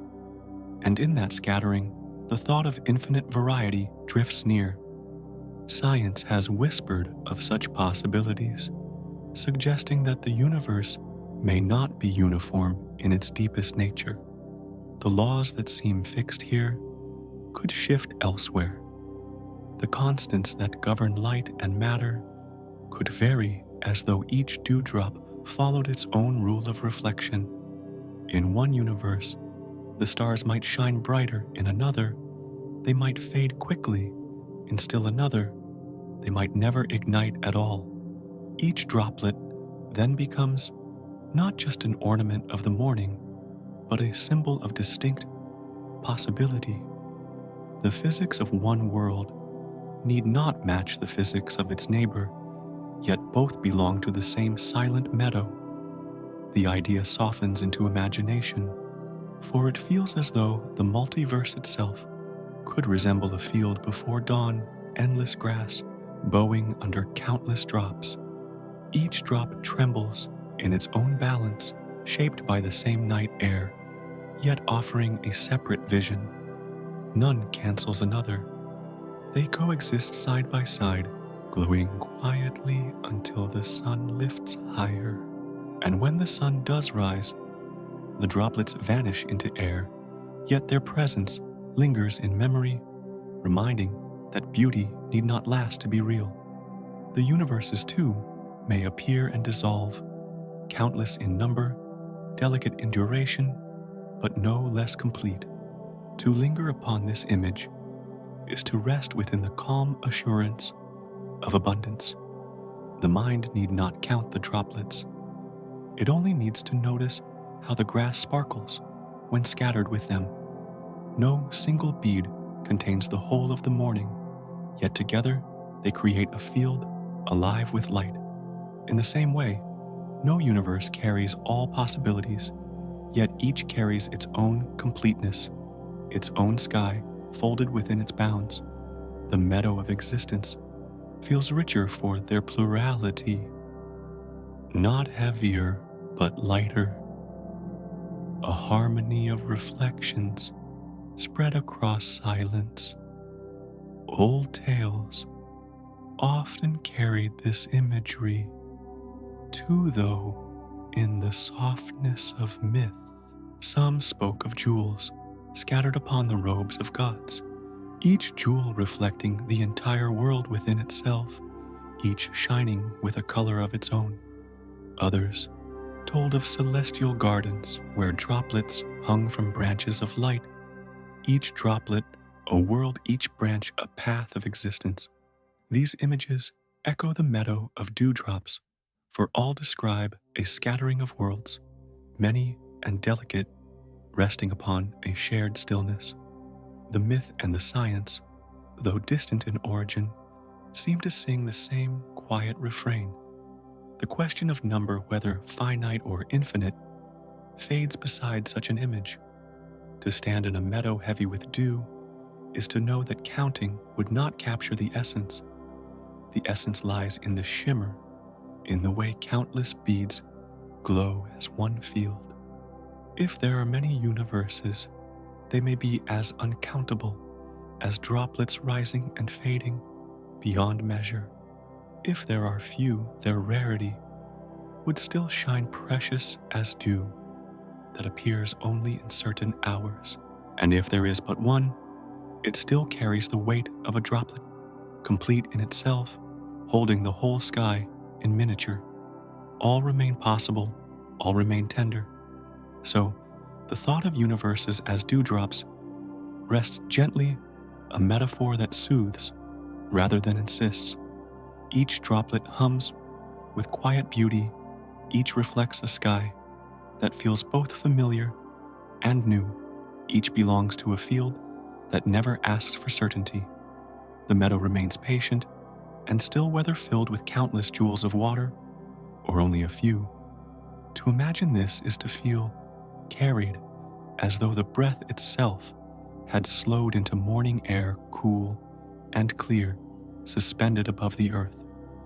And within that breath, the image dissolves, leaving only the impression of endless possibilities, shining softly like dew at the edge of dawn.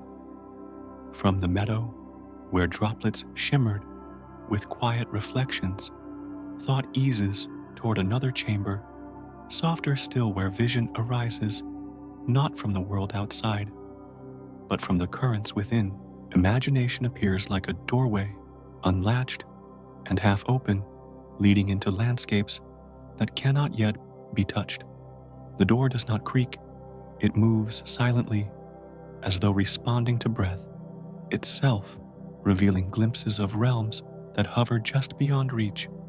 These realms do not demand belief. They invite only a pause, a gentle leaning into possibility. And in that leaning, imagination feels like a bridge stretched into silence. To rest with imagination is to discover that thought itself can shape images wide as horizons, tender as shadows. A closed eye holds the capacity to unfold entire skies, oceans and mountains, each arising without stone or soil, yet carrying the weight of a lived world. These visions may not remain when the eye opens, yet while they linger, they feel complete, enclosed within their own rhythm. They arrive unhurried, dissolve without struggle, like clouds drifting across the edge of dusk. And in their transience, they seem to suggest that new worlds are never far. Science, spoken softly, leans toward this idea as well. To understand the cosmos, models are drawn patterns, shaped equations, woven into frameworks that offer ways to picture what cannot be seen directly. These models are not the universe itself, yet they act as mirrors, reflecting back possible shapes of reality, allowing thought to trace paths through the unseen. In such modeling, countless possibilities unfold, each one a tentative version of what might exist. They remain open, flexible, waiting for observation to give them more form, like sketches awaiting color. The act of imagining becomes inseparable from the act of knowing. It seems as if imagination stretches out ahead of reality, preparing spaces for discovery before steps are taken. A scientist tracing lines upon a page may be, in essence, opening doors into chambers where universes wait unseen but not unreachable. One theory may hold a universe like this, one another may hold countless variations, each carrying its own subtle changes. None of these need certainty to carry meaning, for their strength lies in offering shapes the mind can lean upon. Each sketch, each model, becomes a lantern hung along the path of thought, guiding it deeper into the unknown. To dwell upon this is to sense imagination as a tide that moves both inward and outward, carrying fragments of memory, fragments of dream, and weaving them into visions of what may be. These visions, though fragile, create spaces where reality itself might later unfold. In this way, imagination feels not separate from the universe, but part of its unfolding, as though the cosmos whispers its possibilities through the quiet chambers of the mind.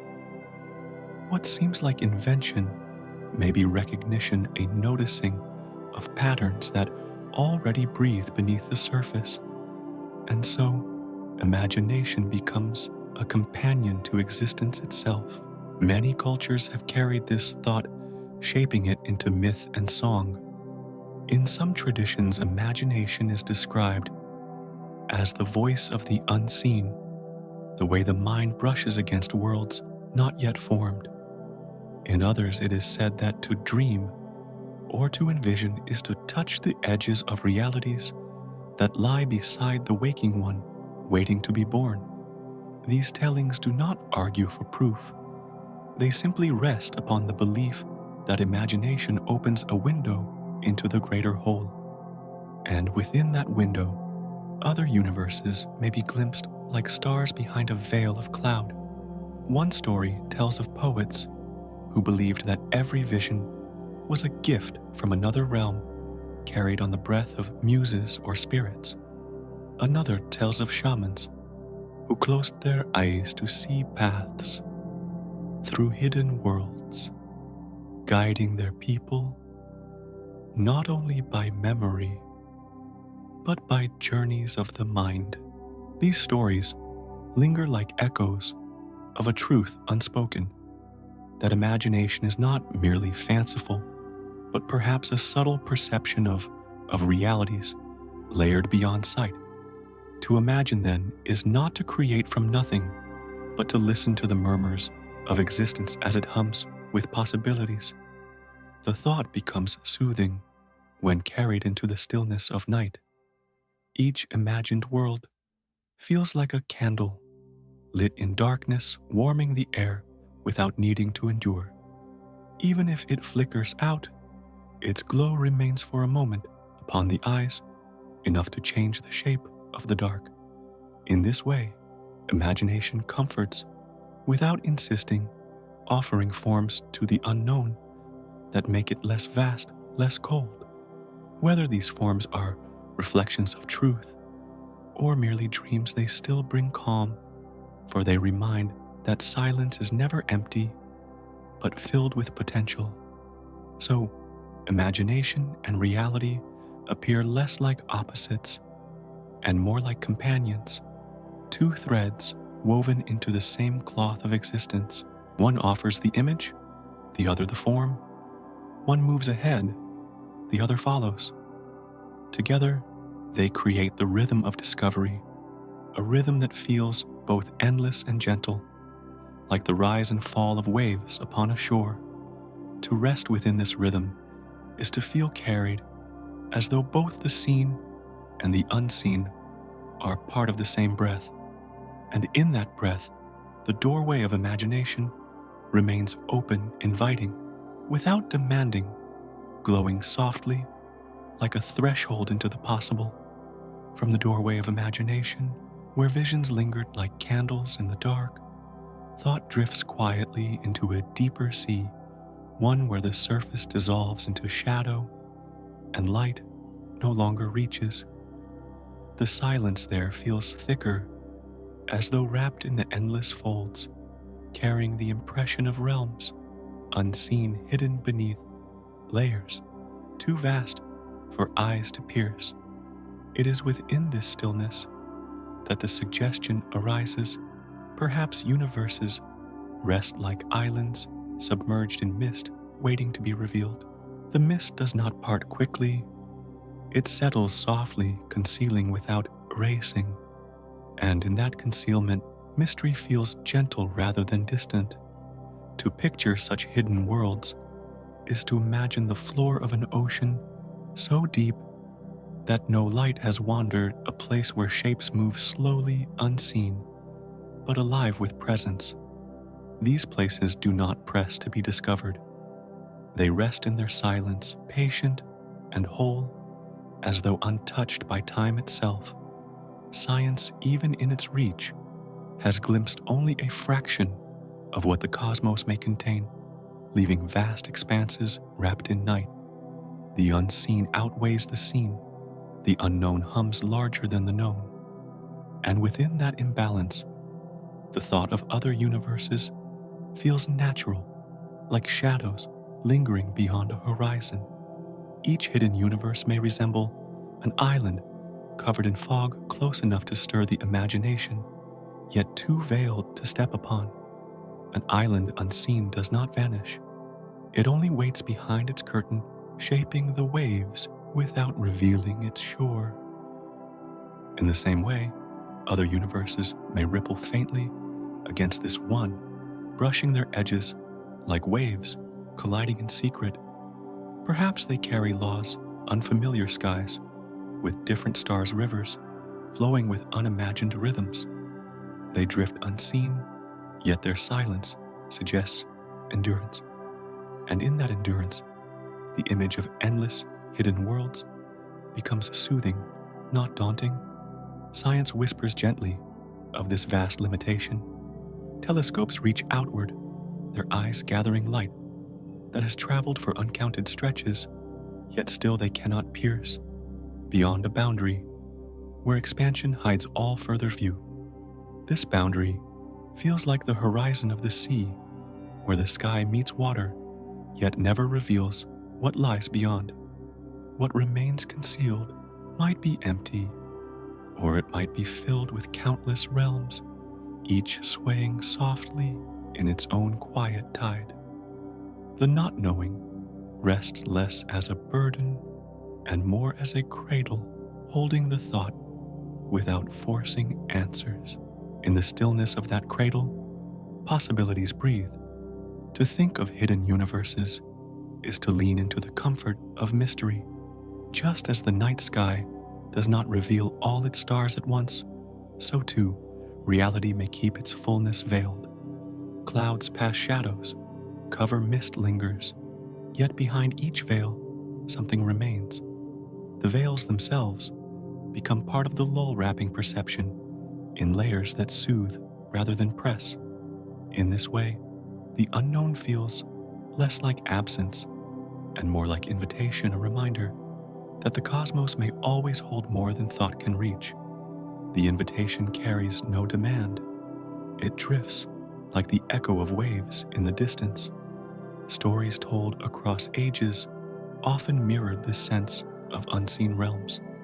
Sailors once spoke of islands that lay beyond sight lands, concealed by fog, appearing only when the sea wished to reveal them. Myths whispered of hidden kingdoms, existing beside the known, but veiled by enchantment, waiting for the right moment to be glimpsed. Such tales were not meant to frighten, but to comfort, suggesting that mystery is a natural companion to the journey of life. They echo now in the thought of multiverses, hidden yet real, veiled yet patient, and like those islands, they remind that discovery is not always the point. Sometimes presence alone is enough. The image deepens when thought lingers on the idea that the unseen may be vaster than the visible. If this universe feels already wide beyond measure, then what lies beyond sight may swell into infinity realms, upon realms layered in silence. Each one rests as though in a pocket of stillness, carrying its own sky, its own rivers, its own flow of time. To imagine them is to picture lanterns extinguished, not from absence, but from distance, their glow still alive, only hidden from view. The hidden becomes less a loss and more a reassurance, a reminder that the cosmos carries more than can be held in one gaze. So, the thought settles like mist falling upon a quiet shore. The unseen worlds may remain forever beyond reach, or they may one day be revealed, but in this moment they linger as comfort. Their invisibility feels less like distance and more like closeness folded into silence, waiting patiently. Just as the sea carries islands beneath its waves, so too the cosmos may carry universes beneath its veils. And whether or not the veil is lifted, the presence of mystery remains. In the end, the notion of worlds not yet touched becomes not a puzzle, but a lullaby, reminding that absence can be gentle and that what is hidden still breathes quietly in its own way. The veils may never lift the fog, may never clear, yet within that softness rests a kind of peace. It feels as though existence itself hums with more than can be known, and that hum drifts through the night, steady as a breath. To rest in that hum is to join the cosmos in its patience, and as the thought fades, it leaves only the image of unseen worlds swaying quietly like islands in a mist that never fully parts. From the image of unseen worlds swaying like islands in mist, thought glides into a gentler vision where the sea that once rippled with endless possibility begins to grow calm. The restless motion softens, and the surface evens into stillness like breath at the end of a long day. What once shimmered with countless waves now folds into a mirror holding the glow of starlight without distortion. Each ripple dissolves, leaving only the impression of depth beneath quiet glass. And in this silence, the sea feels like a cradle of rest. The ocean of possibilities, once alive with unending motion, now seems to slow as though exhaustion has passed into serenity. Waves that carried universes rise less often their crests, smoothing into an unbroken sheet of silver shadow. The rhythm of water becomes less a song of variety and more a hymn of stillness, hushed but full. To picture it is to feel the body loosen the way breath grows shallow before sleep, and in that shallowness, peace gathers. It seems as though each potential world that drifted in imagination has found its place resting quietly without need to expand or vanish. Possibility itself turns gentle, its voice subdued, its movements softened. There is no urgency left, only the patience of silence, covering what remains. Just as sand absorbs the last trace of a receding tide, so, too, the night absorbs the murmurs of infinite worlds. The sea holds, all yet, shows only stillness, and the stillness feels endless. The calm resembles the final hush of evening, when light has already left the horizon and the air cools into balance. Time does not disappear, but slows into something wide and forgiving, its edges no longer sharp. The mind wandering through questions of universes folds inward, carried by the rhythm of this imagined sea. The questions do not vanish. They drift beneath the surface, quiet, unspoken, yet present in a softer way. They become part of the still water, dissolved into rest. To imagine the ocean so calm is to understand silence, not as emptiness, but as fullness, too deep for words. Beneath the smoothness lie uncounted currents, but above all rests only reflection, clear and patient. Stars look brighter upon such a surface, their light stretching like silver paths across the water, guiding thought without effort. The reflection soothes, for it feels like the universe offering its hand without demand. The horizon becomes soft, the night becomes whole. In ancient tales, the sea often symbolized origin, a place where all life began, yet also a place of return. The calm sea at night was seen as a gate, leading not outward, but inward into the heart of rest. In the same way, the multiverse imagined as infinite waves now returns to its quietest form, not vanished, but folded waiting in silence.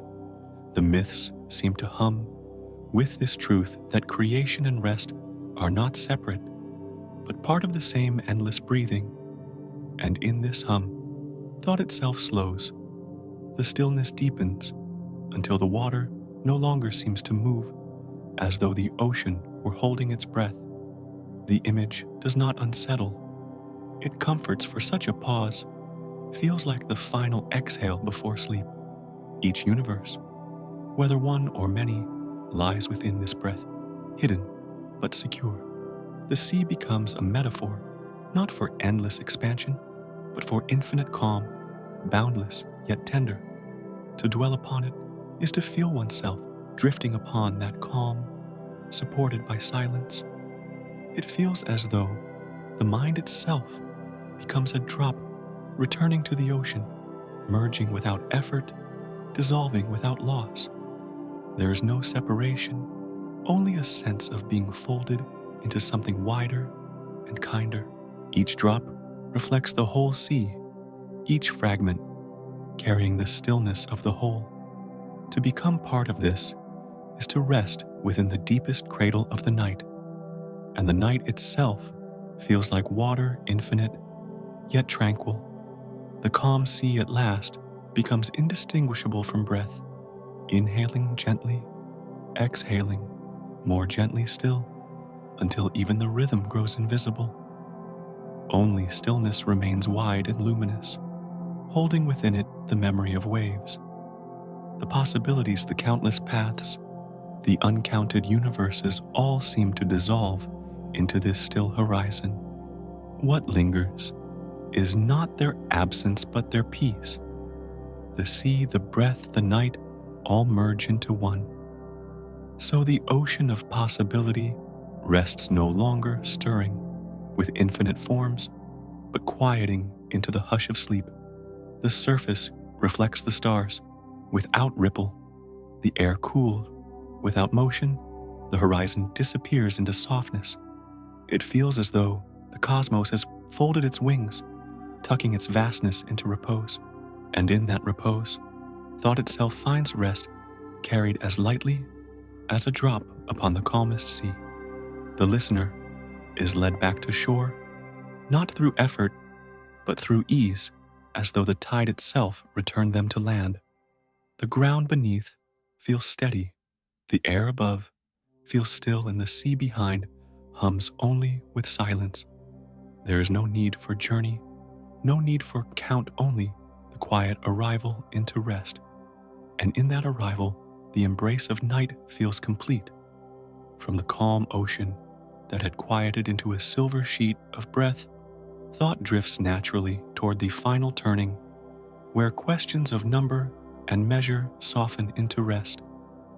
What seemed like endless possibility now folds into the sense of being held not by answers, but by stillness itself.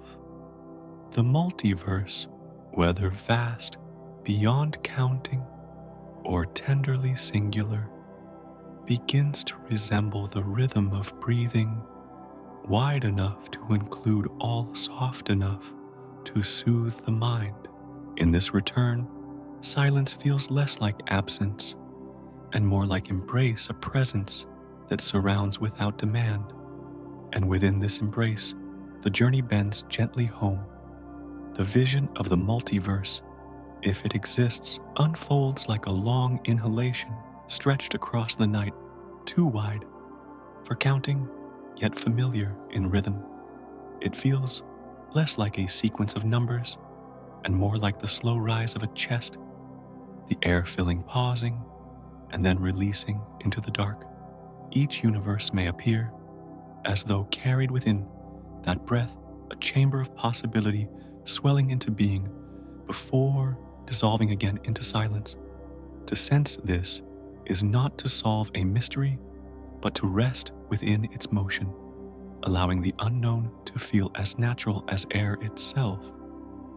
The thought becomes less a question and more a lull, drifting like breath through leaves at dusk.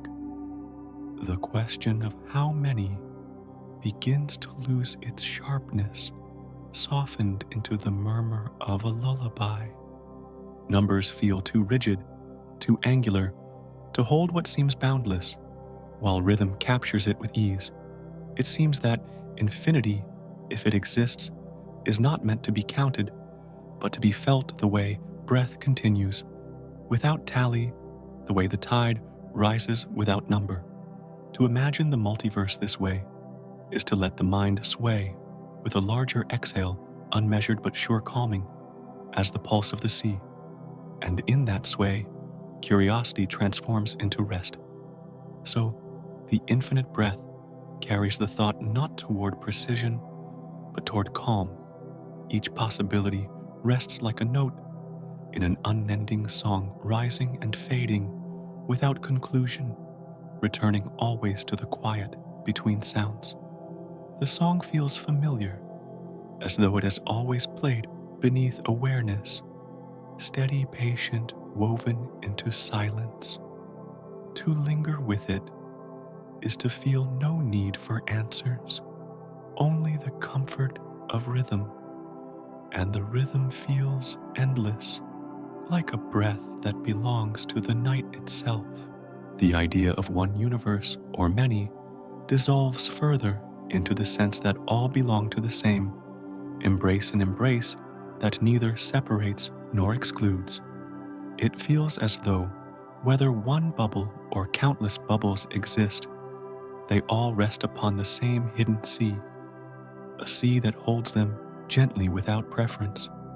The detail of number begins to blur while the presence of holding becomes clear, and in that presence, stillness deepens. Science, in its quiet voice, admits the limits of knowing, confessing that the total cannot be measured.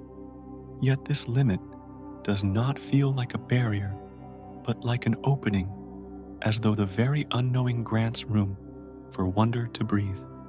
The absence of certainty appears less as a lack and more as a gift, a space left uncluttered, wide enough to invite imagination. In this way, not knowing itself becomes gentle, offering calm instead of demand.